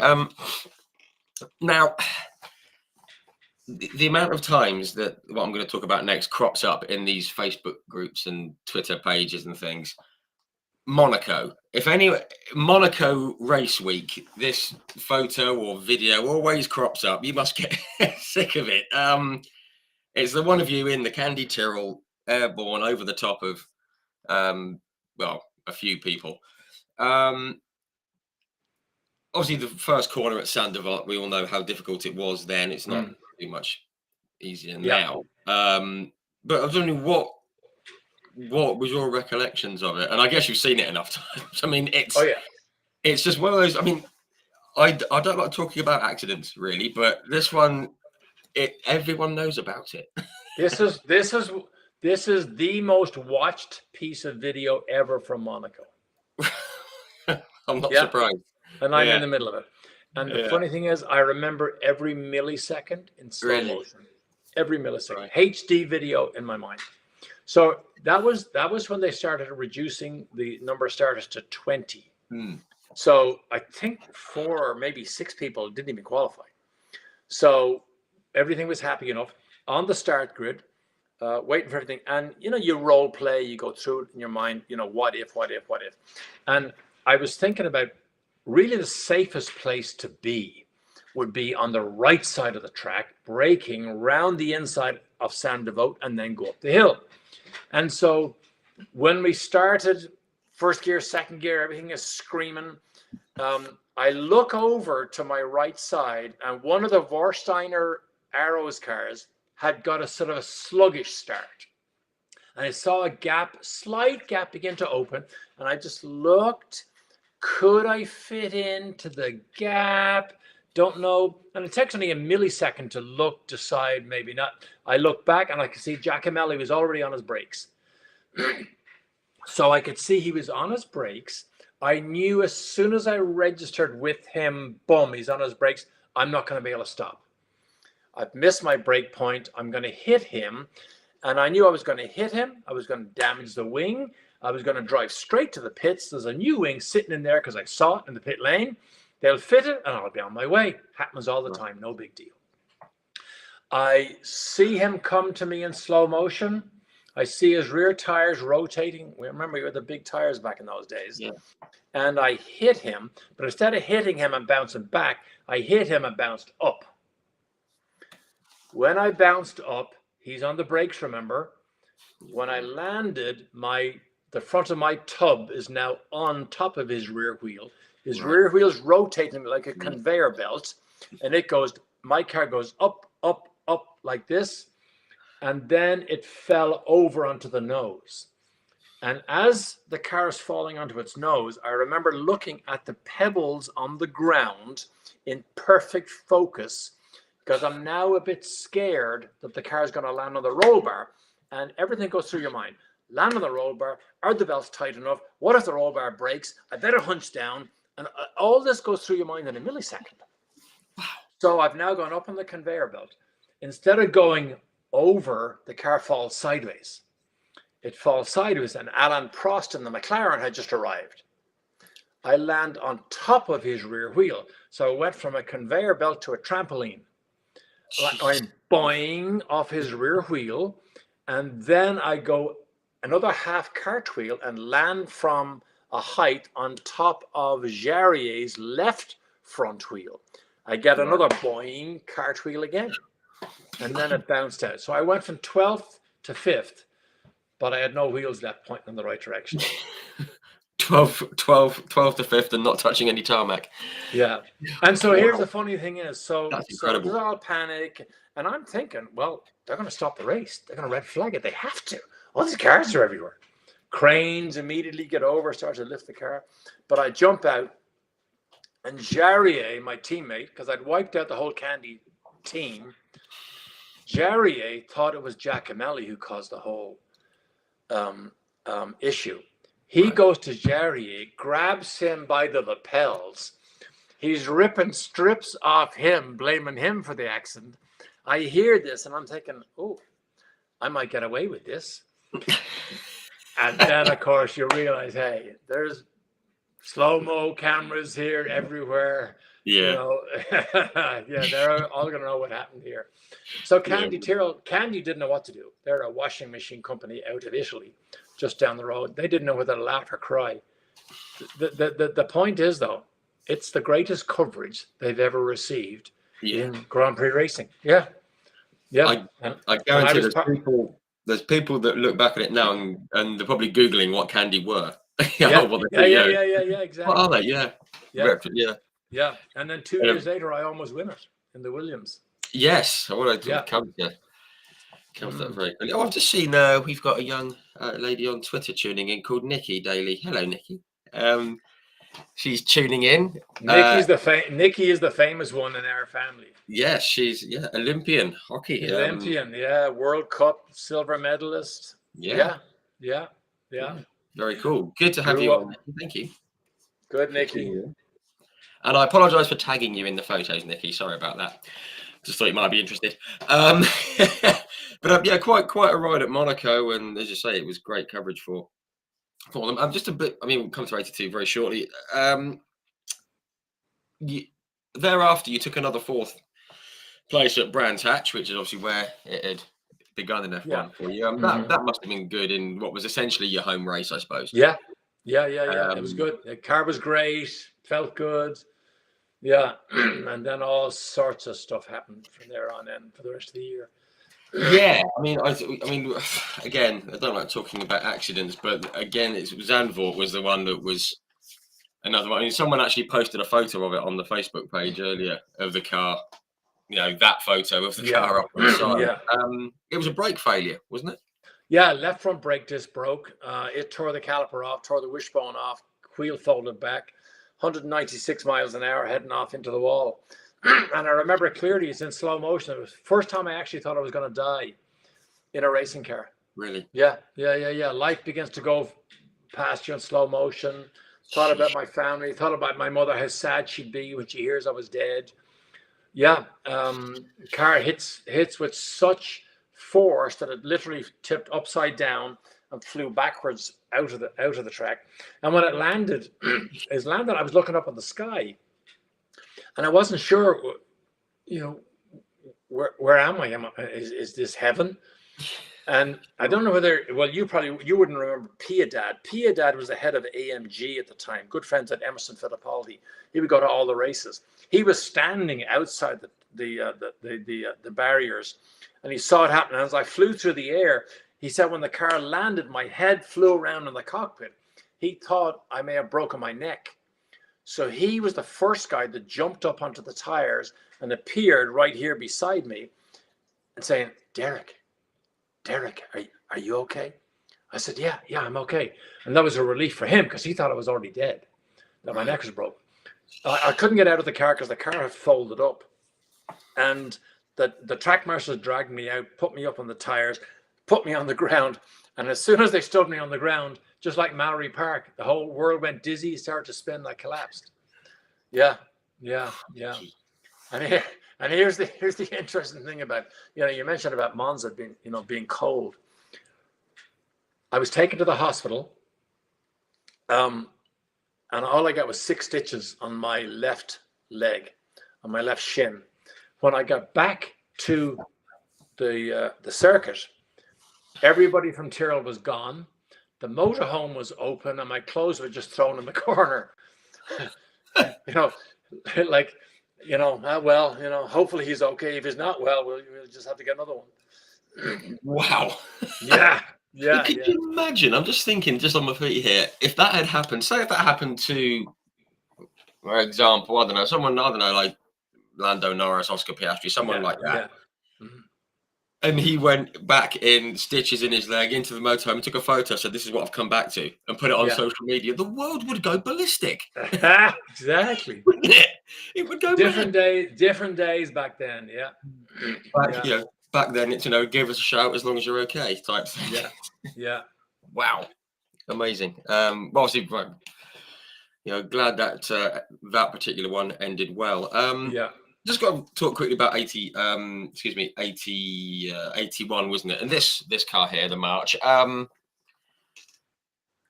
there any real potential in it? Because based on the results and lack of qualifying and things like that, it doesn't look the best. I was just wondering if it was different for you. So the first 6 races, we had no hydraulic jack on the suspension. If you remember, that was the ridiculous rules in Formula One, whereby you had to run at a certain ride height in the pit lane. But when you got onto the racetrack, you could release the hydraulic pressure, the suspension would drop down, your skirts would seal, and off you go. We didn't have a system for the first 6 races. So we non-qualified 6 races in a row. Right. Got a new system designed by Gordon Koppuck, who was ex-McLaren, put it on, suddenly the car went a second and a half faster. So we qualified from then on in. Yeah, so it was such a shame. It was a mess. And Guinness were new to Grand Prix racing, so they didn't understand. We pay and we're not even in the race. So it was a bit of a mess. Yeah, sure. Well, possibly a different story. Silverstone that year, I had a gear shift come loose on the very first lap. By the time they fixed it, I absolutely flew. And I believe I could have finished P3 that day if the gear lever had not come loose. Yeah, without a doubt. Yeah. There was that much in the car that could have. Yeah, it was good. Yeah. Just got here. It was 7th, wasn't it? Yeah, which is the best result of the season, nonetheless. But yeah. Wow. Oh, I didn't realize that there was actually that much in the car. Yeah. On that day, yeah. Yeah, gotcha. By 82, you started the year back at Theodore. Wasn't as competitive perhaps as you'd like. You took 14th in South Africa. How did the switch then to Williams come about? I mean, because obviously you were with Theodore. I think they'd had was it Andretti had started the season and Reutemann had gone in alongside Rosberg. How did it come to be that you ended up at Williams. Reutemann started the season with Rosberg. After South Africa, he says, I'm done. They put Mario in for Long Beach. And then I filled in for the rest of the year. It was a Guy Edwards deal. Guy went to Frank and said, hey, you got nothing to lose. Try a young guy. Mario isn't available, which he wasn't because he was doing IndyCar. Yeah. Williams bought me out of my Theodore contract, which is probably the big payday for them. And that was it. I was starting in Zolder. Wow. I'm guessing the car was instantly a step up from the Theodore. I mean, no disrespect to Theodore, but I'm guessing Williams. They feel the same. The stopwatch just tells you you're going faster. Yeah. But they're all noisy and rough, and you stand on the brakes and you change gear. They all do sort of the same thing, but the stopwatch tells you that it's a more sophisticated car. Yeah, sure. I mean, again, we don't want to on this for too long. The first race you had, Williams, was at Zolder, and we all know what happened there with Gilles Villeneuve. Just terribly sad, isn't it? Just awful, and with what had gone on with him and Peroni, and Jochen Mass being in the wrong place at the wrong time, and it was just an awful thing, wasn't it? Yeah, I mean, terrible. Yeah, I just remember leaving the paddock at the end of the day, and his helicopter was just parked, where he landed it. Yeah, just awful.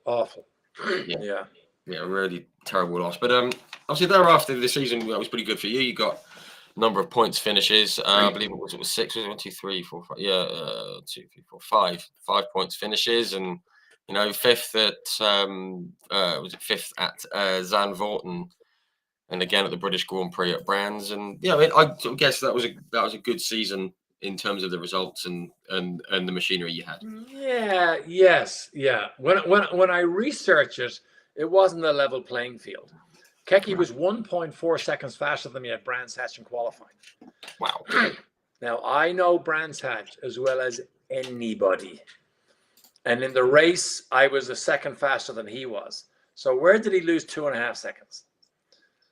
So the old days of lightweight qualifying cars and advantages definitely played to his advantage. And I didn't really understand till years afterwards, till I did research on who did what lap time. Here's the averages. Here's exactly, there's something fishy going on here. And it wasn't until the end of the year at Las Vegas that I first heard of a lightweight qualifying car. Anyway, let's not spend too much time on that. No, fair enough. I mean, I'm aware of the time. We've not even got to IndyCar, so we're going to have to zap through a bit. Excuse me. Just want to say that because my local team has always been Williams there, based just up the road there. I love talking about Williams, but anyway, we can. And one of my favorite teams still. Of course, I follow what happens then. Yeah, fantastic. I mean, I was up at HQ. There was an evening with Nigel Mansell a couple of years ago, and through meeting people and stuff. As I said off air, he was like the man. That's him up there in that picture. To me, growing up, and to meet him was incredible. Nice chap. Agreed. Cool. So, was there any option to stay in F1 thereafter, or were you starting to look at? The only option I had was Arrows. Jackie Oliver was trying to do a deal. I had to cut Guy Edwards out of it, and I wasn't gonna slight Guy like that. Sure. And quite frankly, I just felt I wanted a new start. I wanted something fresh. And I did an IndyCar race at the end of the year after the Vegas Formula 1. 2 weeks later, I think the IndyCar final race of the year was in Phoenix. Did that, qualified beside Johnny Rutherford, another hero. Cool. Thought, wow, this is good. And the interesting thing with IndyCar and F1, 0 to 100 miles an hour in F1 was faster. 100 miles an hour to 200 miles an hour in IndyCar was faster. Wow. And I just thought, man, this is a bit of a beast of a thing. I loved America, and I thought, you know what? I want to go do the Indy 500. And that was, that set in motion the next serial Survivor chapter. And I've been in America longer than I've ever lived anywhere. In fact, I've been in America most of my life. It's hard to believe. Yeah. It's incredible. Um, Anyone who's ever tuned into these will know that I always shoehorn the Indy 500 in, even if I'm talking to someone who races bikes for a living. I somehow manage to shoehorn it in because it's an incredible event. I've been obsessed with it since '88 when I first saw it, and it's incredible. As a driver, you said you wanted to have a crack at the Indy 500. You did it at '83. Was it your third IndyCar race? Was the Indy 500, I think? Maybe, yeah. Something like that. What was it like the whole month of May? You know, you're adapting to a new series, you're in America, and the whole month as it was then must have been amazing for that first time. So totally different to Formula One. Qualifying day, walk out, there's 150,000 people there just to see one car at a time go around and do laps. Unbelievable. Yeah. Race day, the pre-race ceremonies, just trying to teach your brain that if the car gets sideways on you, don't do what you're naturally taught to do, instinctive, steer into it. Do the opposite. Otherwise, you'll have a huge crash if you try and steer into it because you're going so fast. Human nature says you can't catch a car that fast. On the way to the track in the morning, you get picked up by a police escort. We had a motorcycle officer, policeman, on his bike, leading us down the street, who puts his stands up on the seat, puts his hands out like this, and he's sailing through intersections, standing on the seat of his motorbike. Yeah, I know. Yeah, only in America. Yeah, only in America. Wow. Yeah, that's fantastic. So my feed is frozen. Is it still okay with you? Yeah, we're still you're still active. We're still going. Okay, great, good. Yeah. So just quickly, do you remember your first qualifying run for the 500? Because I spoke with loads of IndyCar drivers. I've been lucky to do that. You know, guys like Ari and Danny Sullivan and like Willie Ribbs about his historic run that he had, and even the guys like today with like Will Power and Alex Palou and these guys, and they still say it. Even now, it's the only time they get really nervous is just going out of the pit lane because it's such a big thing. You're going so fast. It's so tricky. There's so much at stake. How did you feel going out? It was the only time in a racing car that I can remember my hands shaking trying to open my helmet afterwards. And you don't realize it while you're driving. Wow. But you are on the edge. People say, 4 left-hand corners. How difficult could that be? I hate that. Remember, you're so on the edge. And if you do spin, you don't have any runoff. There is no catch fence back in the day. There is no safer barrier. There is no gravel trap. There's nothing. There's only a concrete wall that you autograph. And, and the consequences of that, are dire. I mean, life-changing, as I found out later. Yeah, and obviously, there's a lot of people. Well, was it the year before? Was it Gordon Smiley? We'd lost him the year before. Yeah. Yeah. And still the worst accident I've ever seen. I'm not going to go into details of it, but yeah. And that's the danger, isn't it? It's not just going round in circles, which people say, and it makes me want to. Well, I'm not going to say what it makes me want to do, but because it's just a ridiculous statement to make. But race day, the pomp and the ceremony, and it's something else, isn't it? As I've said before on here, they call it the greatest spectacle in racing, and I think, well, that's America bigging itself up, and it's what they do. And I thought, and I'd always wanted to go. We finally went in 2022. I was in my head the whole way there. I was going, don't big it up in your head, don't, because you're going to disappoint yourself. And I couldn't help it. Race day, Indianapolis. Oh, he's gone. He'll be back in a minute. We're going to rattle through the IndyCar stuff quickly, guys, because I know we're running on a bit. Thank you for sticking with. Here we are, little dropout, and we're back again. Here we are. It sort of does that. I freeze, and then about a minute later, it drops out. Yeah, it goes, nope. Yeah.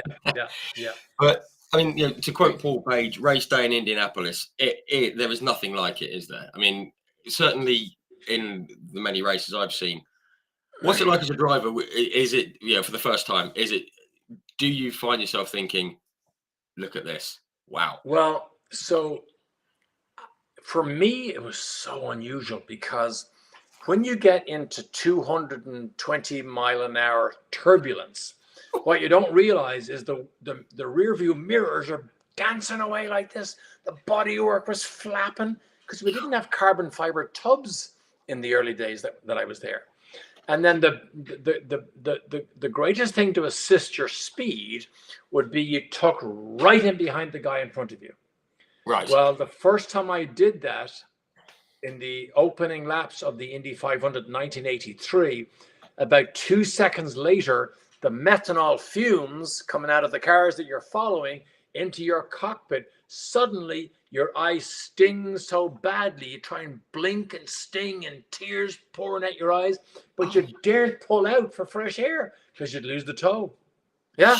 Sheesh. Unbelievable. You can hardly see where you're going because your eyes are stinging and burning so much. Yeah. I'm just thinking 200 miles an hour into turn one at Indianapolis with essentially blind. I mean, wild. Yeah. Good grief. That's Yeah. incredible. I mean, Yeah. wow. And that's why I love it. Every single person I speak to, there's something different comes out of it, and I just love it. It's an incredible race. And yeah, the 126 laps, the engine let go, but I mean, it must have been a pretty amazing 126 laps. It's what you imagine racing to be.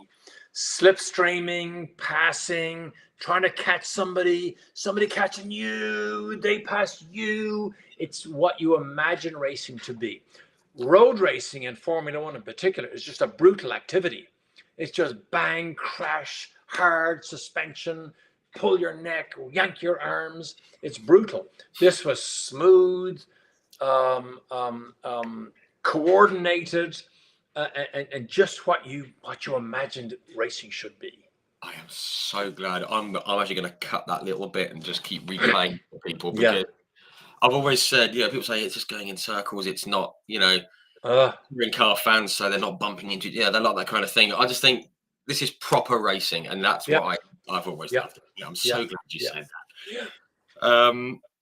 So yes, I just want to fast forward very quickly. Excuse me. You switched to like Pro Vimy Racing '83. Obviously, I know Ari Landike ran the black and gold Vimy car, which looked cool a bit later. You made the switch, and that was into '84. Was that just an opportunity that came up and arose and gave you another chance to go racing? And yeah. After Indy, in the first team WEC that I was in, the next race was Milwaukee. The engine blew up in the pit lane. So I said, you know what, I'm probably not going to make any headway here. Stopped there, hung around, just got to know some people, got to know Tony Bettenhausen. Last race of the year in '83, Laguna Seca. He said, we're going to put a third car together. Do you want to run it? Yes. Qualified on the front row of the grid beside Teo Fabi. Was trying to take the lead from him up at the corkscrew when a back marker was running so slow, going down through the left-hander, that I hit his wheel. Just as I was passing Teo Fabi. First race next year was Long Beach, qualified on the front row with Mario. So I thought, you know what, things are beginning to shape up here. Yeah. And then it was there or thereabouts until the September when I had the big accident. And that was the life changer right there. Yeah. I mean, I've got here, was it 7th at Long Beach, which was the best result there, and then 4th at Portland, 6th at Cleveland, all going well. And I don't like talking about accidents, don't want to labor it too much, but the one at Michigan, it's a good thing there's no footage of it. I'll put it that way. I certainly wouldn't want to see it, but I mean, you're happy to sort of look at photos and talk people. Yeah. I have a series of 21 photos all the way through from before I ever hit anything. Amazing. Yeah. It's astonishing images. I put a couple up on the page, and I put caution accident images here. I mean, just quickly. I mean, as quickly as we can. I mean, what happened and the aftermath and the injuries and everything. I mean, it was horrendous, wasn't it? So it was a life changer. There's a bump on the way into turn 3 at Michigan. Michigan is the fastest oval in the world, I believe. I think that's where Gilles de Ferran set his world record. I think ridiculous record, yes. Anyway, Michigan, very high bank, two mile, very fast. there's a bump on the way into turn 3. Every time you hit the bump, you didn't oversteer, but you just slightly corrected the wheel. So it was bump correct, bump correct, bump correct, bump correct. So you just rhythm. You knew you placed the car in the same position every time. And this time, as I'm going down the back straight, we had a little 1-inch windscreen, about 1 inch, and I could see tiny little moisture droplets beginning to form. And no sooner had I registered, it might start to rain soon. I got to the same bump. It bumped, little correction, but it didn't correct. It spun. And so it spun so violently, I can remember my head being thrown out of the cockpit. I clearly remember saying to myself, pull my legs back into the cockpit just in case I hit anything hard. And then it all goes blank. The car went absolutely perfectly straight in. It crunched it all the way up to my seat, twisted and broke off the front. The car was still spinning with my legs in a V hanging out, just strapped in by the seat belts.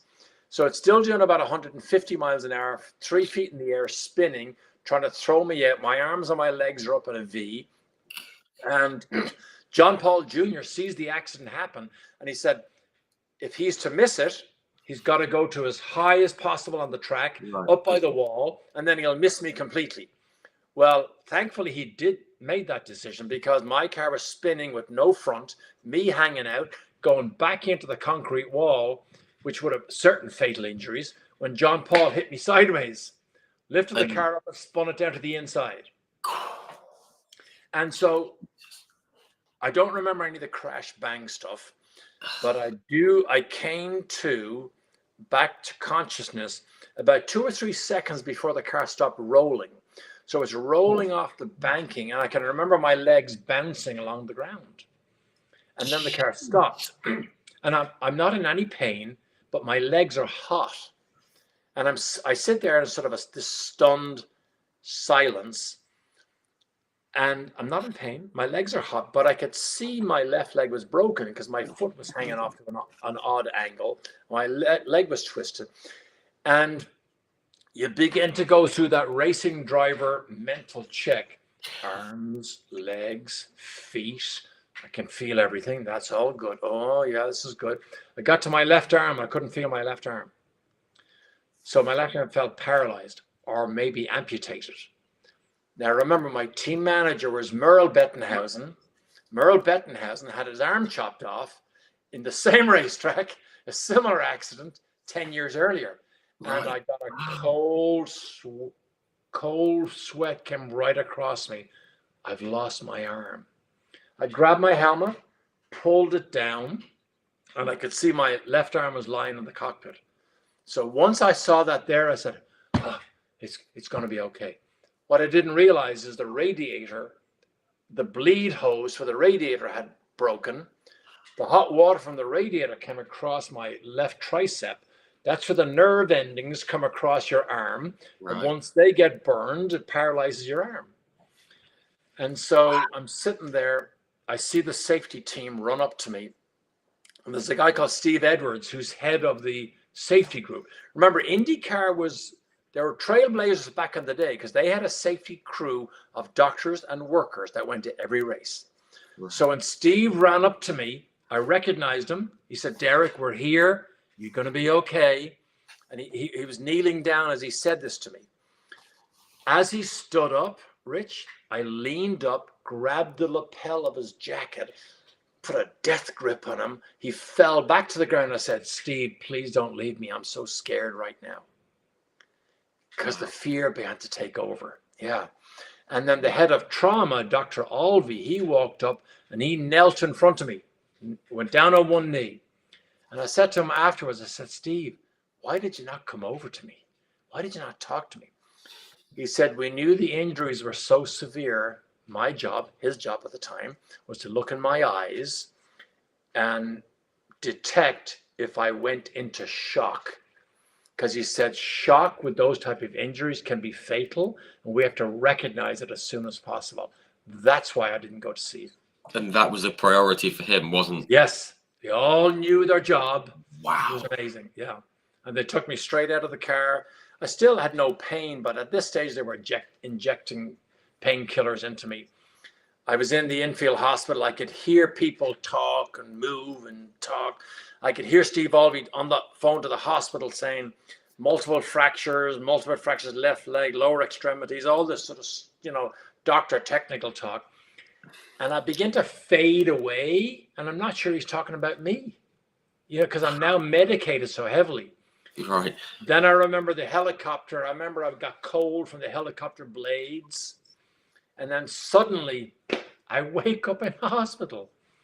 And I wake up in this hospital room. I'm looking over, and there's all these x-rays along the wall, and there's nuts and bolts and stuff and steel and metal. And in my complete naive medicated self, I look up and I think, man, that poor bastard, I wonder what happened to him. I had no idea it was me. No idea it was my legs. Yeah. Goodness me. And then the recovery started. I mean, that was a life changer. Yeah. My life was never the same after that. But my goodness. But it still went on. It was still rich, and it still had experiences. And the serial survivor mode was back in full action. Yeah. And well, I mean, firstly, thank you for talking about it. That was goodness me. In saying back in full action. I mean, you were back. I don't know what the time scale was. Was it 9 months later? Was it? Yeah. So back in Indy. An amazing set of circumstances began to happen. I went to Vegas, the last race of the year. My sponsor had a private jet, so I could go with a wheelchair in reasonable comfort. Got there, did an interview with ESPN. That turned into a 10-year contract. ESPN said, look, while you're in recovery, we'll pay you to travel around to do races first. I said, great. Never heard of it. Didn't know what a television commentator was going to do. Anyway, so suddenly, inadvertently, by accident, I was starting a new television career. You had a new career in yeah. Wow. And then it was 6 months before I actually could take steps. I was 2 months in a hospital, 2 months in a wheelchair, 2 months on crutches, and then 6 months before I actually unaided took a couple of steps. Wow. But the key, I wanted a race at the Indy 500. Do you remember, Rich, when we discussed very early, when I told my dad I was going to be a professional racing driver, the two things he told me? I'll help you as long as it's not financial help. You'll be responsible for the legacy that you leave. Nothing till the accident. Wow. I could never have that be the legacy. So I had to recover. I had to get back to racing. Wow. I had to do everything possible to get back to be a full-time racing driver again, so as I had control of the legacy, so as I could leave on my own terms. Wow. But the thing about it was, Indy has an unusual rule. You have to be able to walk to and from the car. Now, it might sound silly, but if the car is on fire, they want to make, as methanol goes on fire regularly, they had to make sure the driver could walk from the car. So they had to be able to walk to and from the car. The only way I could walk to the car was I had 1.5-inch heel lifts built into my racing boots because I couldn't move my ankles because they were in recovery. So I could duck walk by having high heels in my racing boots. And once I got into the car, non-weight bearing movements on the pedals was easy. It was actually easier to drive the car than it was to walk to it. I don't know what to. Wow. That's incredible. I know. My goodness. And so 8 months after my accident, September, 8 months after I qualified for the Indy 500 and finished it for the only time in my career, I finished 12th. Yeah. Wow. And that was obviously the best result there. But I mean, yeah, wild stuff. Back to go. I mean, I spoke with Scott Pruitt, who had another accident where he beat himself up a bit, and it seems to be the first race back always seems to be the incredible one, which is wow, wild stuff. Amazing. I mean, obviously there's loads of IndyCar stuff we can talk about. I don't want to keep anyone for too long, but you did another. I mean, obviously you were there. What's too long? We're already 2 hours into it. Well, that's true. Yeah, these things always go on a bit longer than you're planned. You're gonna have to break this one up. Yeah, we might have to. Just want to sort of move on quickly. I mean, we mentioned Danny Sullivan, the spin and win thing.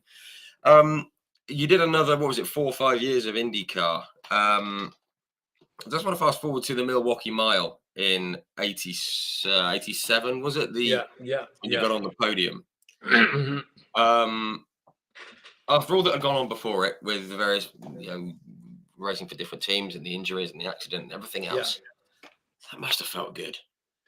Well, yeah, because the accident takes you out of the rotation, if you like. You're no longer a legitimate full-time racing driver. So getting back to race was one thing. Getting back full-time was another thing. It took me 2.5 years to get back full-time, and that happened because in 1987, remember Bob Fernley, the deputy team principal at Force India? Bob Fernley was running an IndyCar for a team called Pace Racing. Okay. And I drove it that year. The engine blew up halfway through the race. The garage right across from us in Gasoline Alley, as they call it in Indy, had a team called Raynor with a guy called Dennis Firestone driving it. Dennis Firestone crashed after me, broke his neck, and was done with racing. I literally walked across and said, hey, if you're going to continue at Milwaukee next week, I'm ready to go. Okay, let's do it. Which was the week before. Wow. Yeah, and now I'm back full-time racing. Did 87, less than 87, 88, 89. But between 88 and 89, I got a call from Tom Walkinshaw. What I want to do, Le Mans in the Silk Jaguar. Yeah, absolutely, loved it.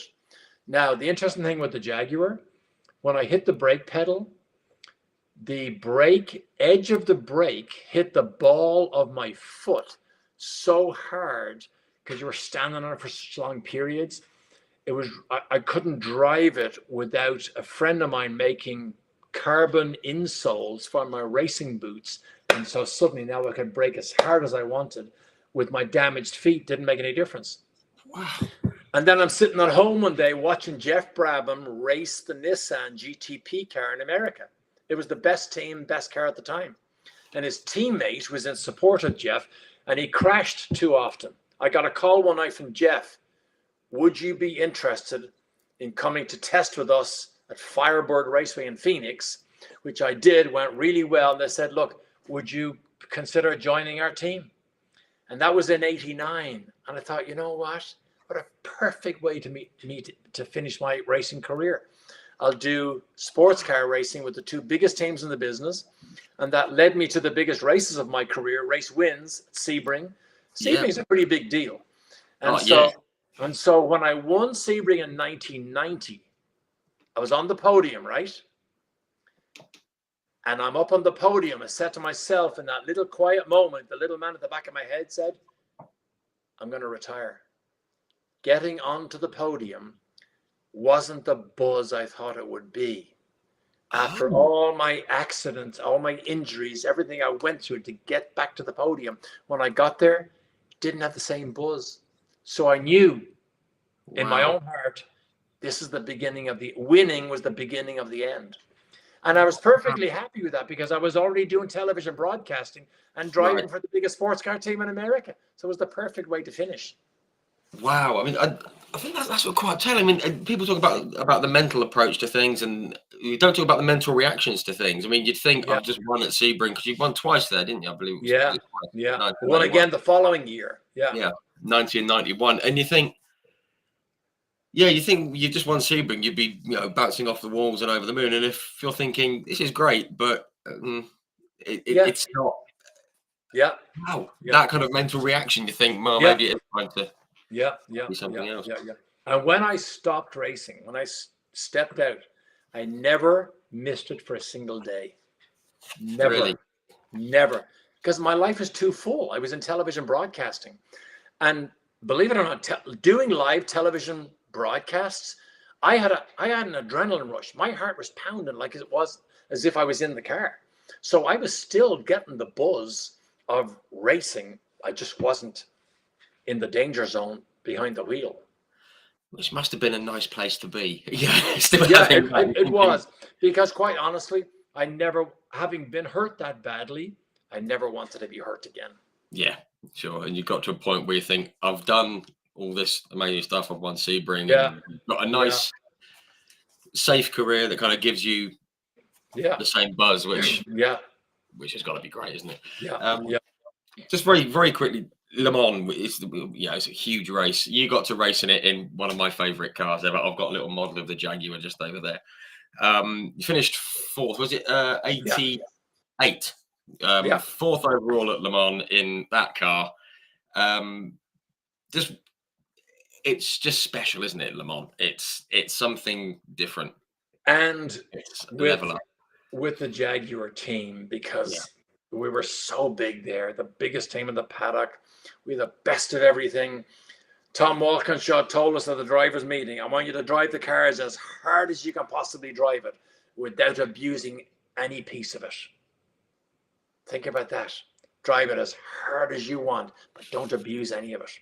Because he said, if we have 5 cars, we're against the Porsche 962. That was the main opposition. Yeah. He said, they're reliable. We have 5 cars. If we drive flat out, we'll have at least 2 or 3 cars that'll finish. It's exactly how it played out. Yeah. Well, yeah. That is a hairline margin, isn't it? I mean, giving it everything, but not. Yeah. But not hurting it. So when we jacked the car up during pit stops, he made sure that as the car was dropped back to the ground, every driver was already selecting first gear in midair. So as you hit the ground, you accelerated away. Wow. Yeah. Tom Walkinshaw was amazing. Yeah. Wow. Yeah. That's incredible. Yeah. And as you say, we got, and the result was fourth, which is great, and the team won it. Yeah. Yeah. Terrific. Yeah. No, that's absolutely fantastic. Just want to, I've got a few general notes here. We're gonna have to skim through some just very quickly here. First, we've got to talk about Connor. Sorry, Nikki, we're going to talk about Connor instead through motorsport stuff. I'm a big fan of Connor. I just like the way he goes about what he does and his racing, particularly in IndyCar. And he gave me one of the best moments ever at the 500 when he came past us leading. Obviously, he's Indiana born. He's the local hero. I have never heard a cheer. Yeah. And I was there in 2021 when Lewis Hamilton won the British Grand Prix. That was pretty amazing. 2022 when Conor Daly came past in the lead of the Indy 500. What a noise. It was absolutely fantastic. You must have been very proud of him. Yeah. I mean, born and raised there, so that's why he's so popular. I mean, Connor has been to the Indy 500 before he was born. He was in his mother's belly at the 500 before he was even born. Wow. Yeah. They had something called Racing Babies under the grandstand at Indy, and he was even in there when he was 1, 2, and 3 and 4 years old, because we were obviously at the race. Born for it. For it. Yeah. But no, that was brilliant. And I mean, I don't have to have done this for too long. I thought his departure from IndyCar, I've got nothing against IndyCar, but to racing, why would I? But his departure from there, I mean, I don't know the details, but it felt a bit harsh. More than a bit harsh, given I believe he was part of why Bittner came on board. But I'm just wondering what you thought about it without going too far into it. You know what? These things happen. And you know what you do? You move on. Because the next steps of life, they're coming. Yeah. So whatever it is, you process it, you learn from it, you move on, and you just never know what's around the corner. Yeah, exactly. I'd love to see him back in IndyCar, big IndyCar fan, but he's done well in the Nitrocross and the NASCAR and stuff. It's all good stuff. We'll see where it goes from here. Yeah, absolutely. Just because I want to talk about, before we get some little fun questions, just to finish, your motivational speaking that you do. Obviously, you've always had the character for it. That's been very clear, and I mean that in the nicest way, of course. Was it something that you had thought about doing before, or something that you kind of fell into? And because I've seen some of the videos and they're absolutely brilliant. You come out, even watching a 2-minute video, I come away feeling energized by them, which is terrific. Completely fell into it. Really? I fell into television broadcasting, and I fell into a third career of keynote speaking. Had no plan, nothing, just happened. So I'll very quickly tell you, Desiree sure. Wilson. Desiree Wilson. Remember her? Yes, absolutely. She was my teammate in Indy in 1983. She was in a terrible car, didn't qualify, didn't get a chance. She was asked to go and give a small speech at lunch at the Indianapolis motel. That's right there. That was on the grounds at the time. She was so nervous. She asked me would I go with her just to give her some moral support. I says, yeah, sure, free lunch. We go off. She gets up there. I'm Desiree Wilson. I'm from South Africa. My dad did this. We bought a van. We bought a cart. We did this. We did that. And I'm thinking, geez, my story is better than that. And so she got a great round of applause. And then the MC said to me, so Derek, would you like to say anything? Now, listen, I was a shy boy from Dublin who wouldn't say boo to a goose. I would cringe if anybody ever asked me to speak. If my school teacher ever said, Daly, you answer, I would go completely gray. And yet, for some reason, when they said to me, would you like to say something? I said, yes, I would. I stood up, gave a little bit of the story, got a round of applause. And when I walked out there, Rich, I truly believe something clicked in my brain thinking, you know what? If they ever asked me to do this, I could do this. I've got a story. Because you never think you have a story when it revolves around yourself, because you live it. And so I'm thinking I have a story. And somebody else asked me, would you do a lunchtime speech? Sure. Then somebody said, what if we pay you to speak? Pay me? And so suddenly they're paying me. And then I met an agency one day and says, what about if we represent you?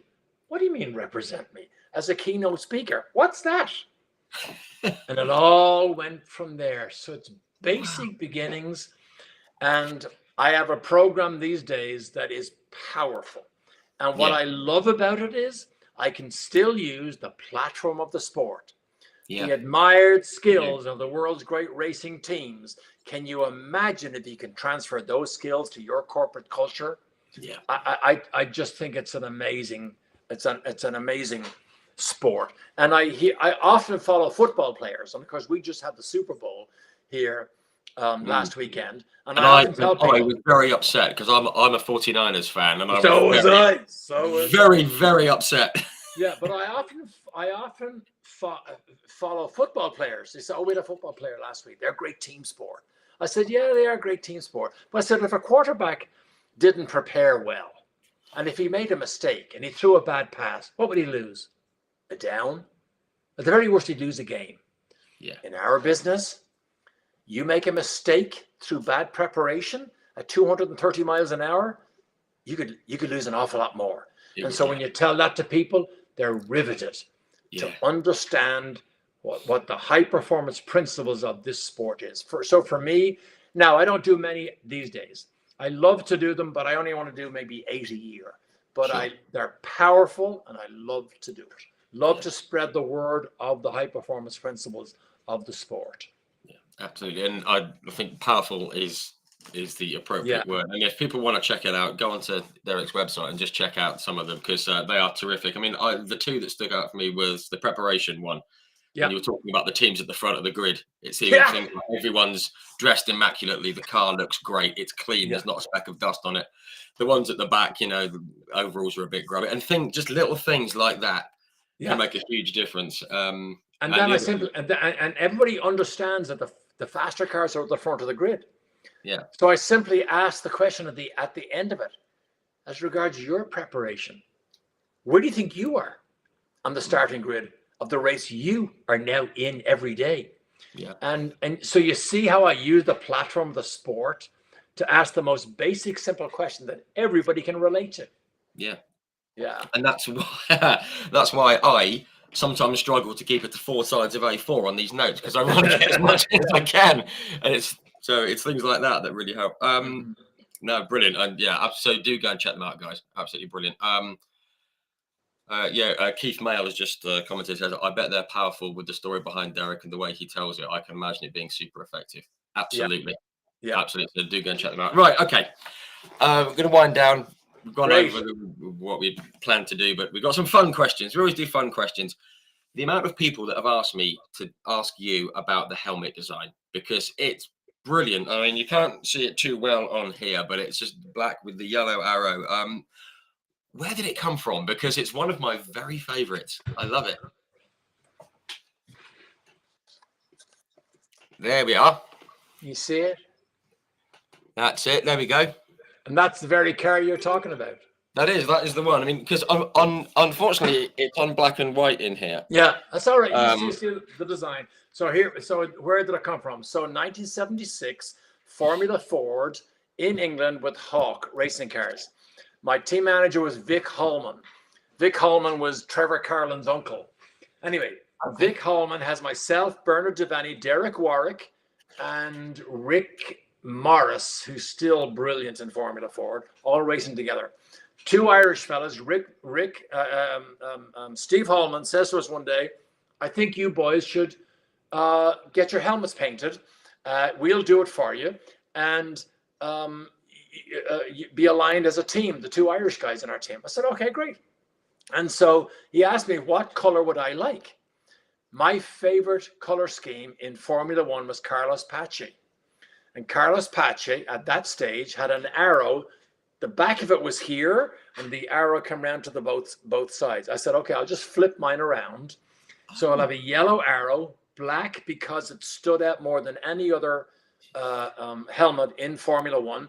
Bernard was going to have the same design, but blue and yellow. And then they came to the side of it. Well, what would you like on the side? I thought, well, let me think. I don't know. What about Pisces? Pisces is my birth sign, two fish. Daly, Ireland, Pisces birth sign, black and yellow, so simple. And it's been, I mean, almost iconic for my whole career. Wow. And even today, Rich, you look down the grid in a photograph, even if it's out of focus, you can see exactly where I am on the grid. And you can see that yellow. Yeah. Fantastic. Yeah, I love it. I love that. That's great. I love the story behind the crash helmet. And as you can tell by the color scheme of the hard combat, I love black and yellow. I don't know why. I always have. Yeah. I'm going to go on with it. Very quickly, random question from Keith Mail. It says, what was the Ensign N179 with the radiator looking thing on the nose cone like to drive? Yes, I know which one you mean. Yeah. So Keith, the first time I drove it was in South Africa. Halfway through the first practice session, the shock absorber caps pulled right through the center shaft of the shock absorber. Bing, just like that. And so engineering wise, we had to rebuild the thing before I could even get the thing to go fast.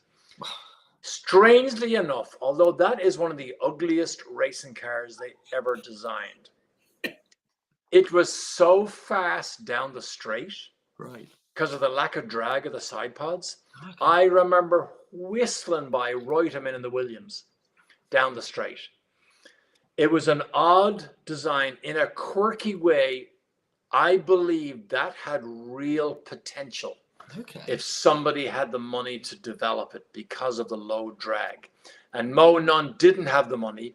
And once we didn't qualify the first two races, he panicked and just got rid of it. But it was so fast down the straight. I truly believe it had potential. Wow. But Mo Nunn didn't have the funds to develop it. I would love to have seen how that panned out. That would have been But boy was it ugly.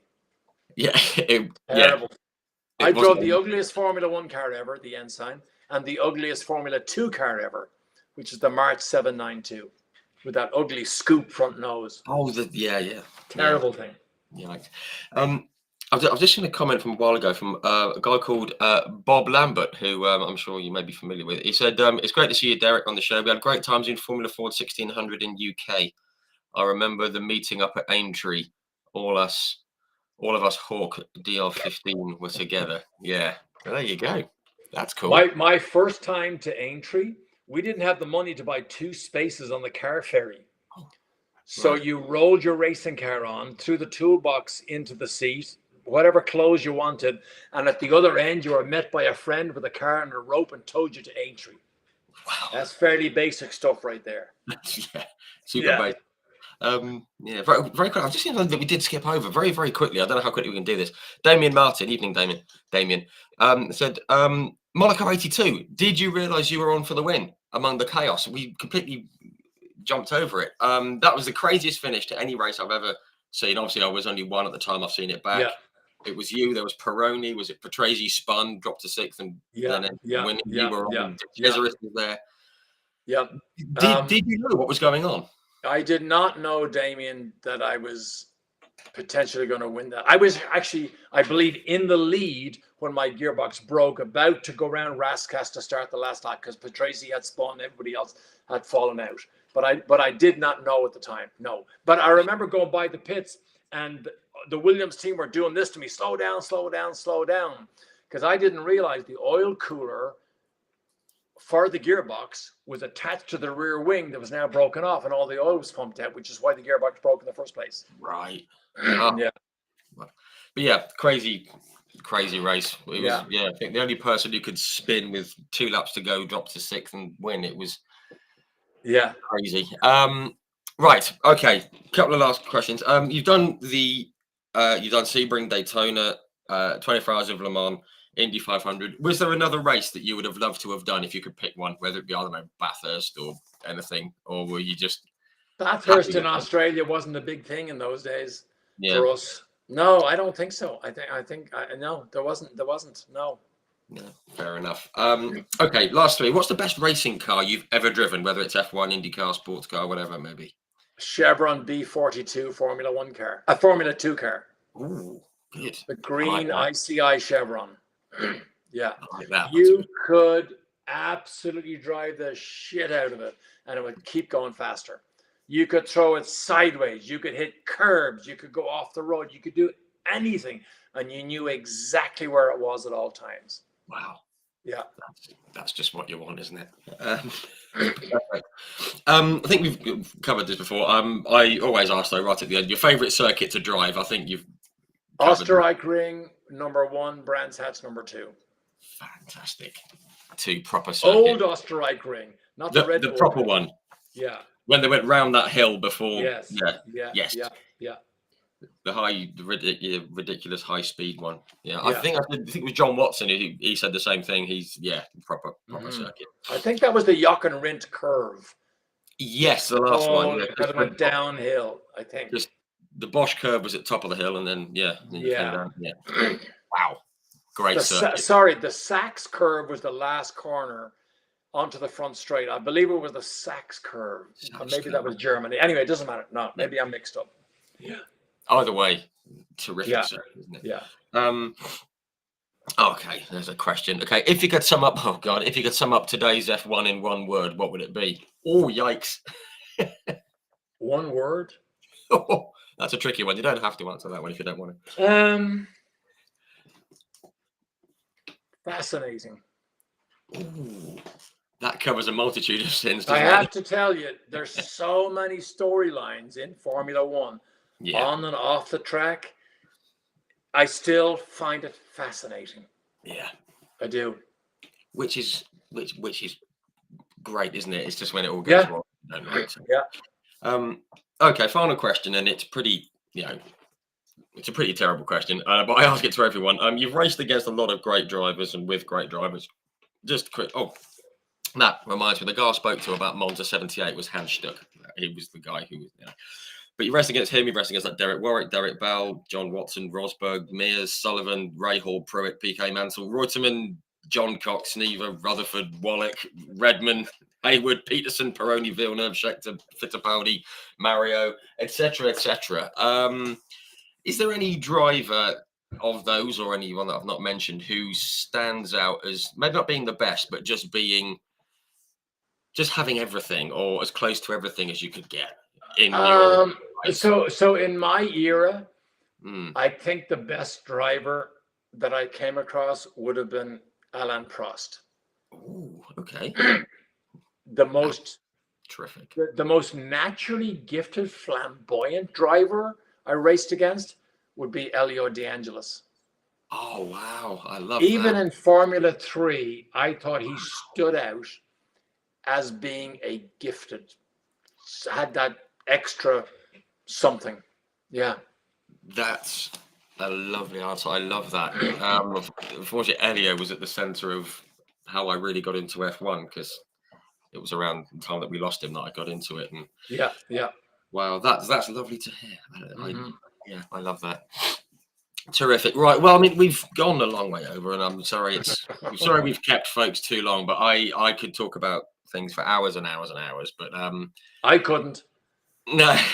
I'm gonna let you get on with the rest of your day out there. But Derek, thank you so much for coming on and having a chat. It's been fantastic speaking with you. As I said, I wanted to speak to you about things for a while, and I'm very glad we've got to do it. So I really appreciate it. Thank you.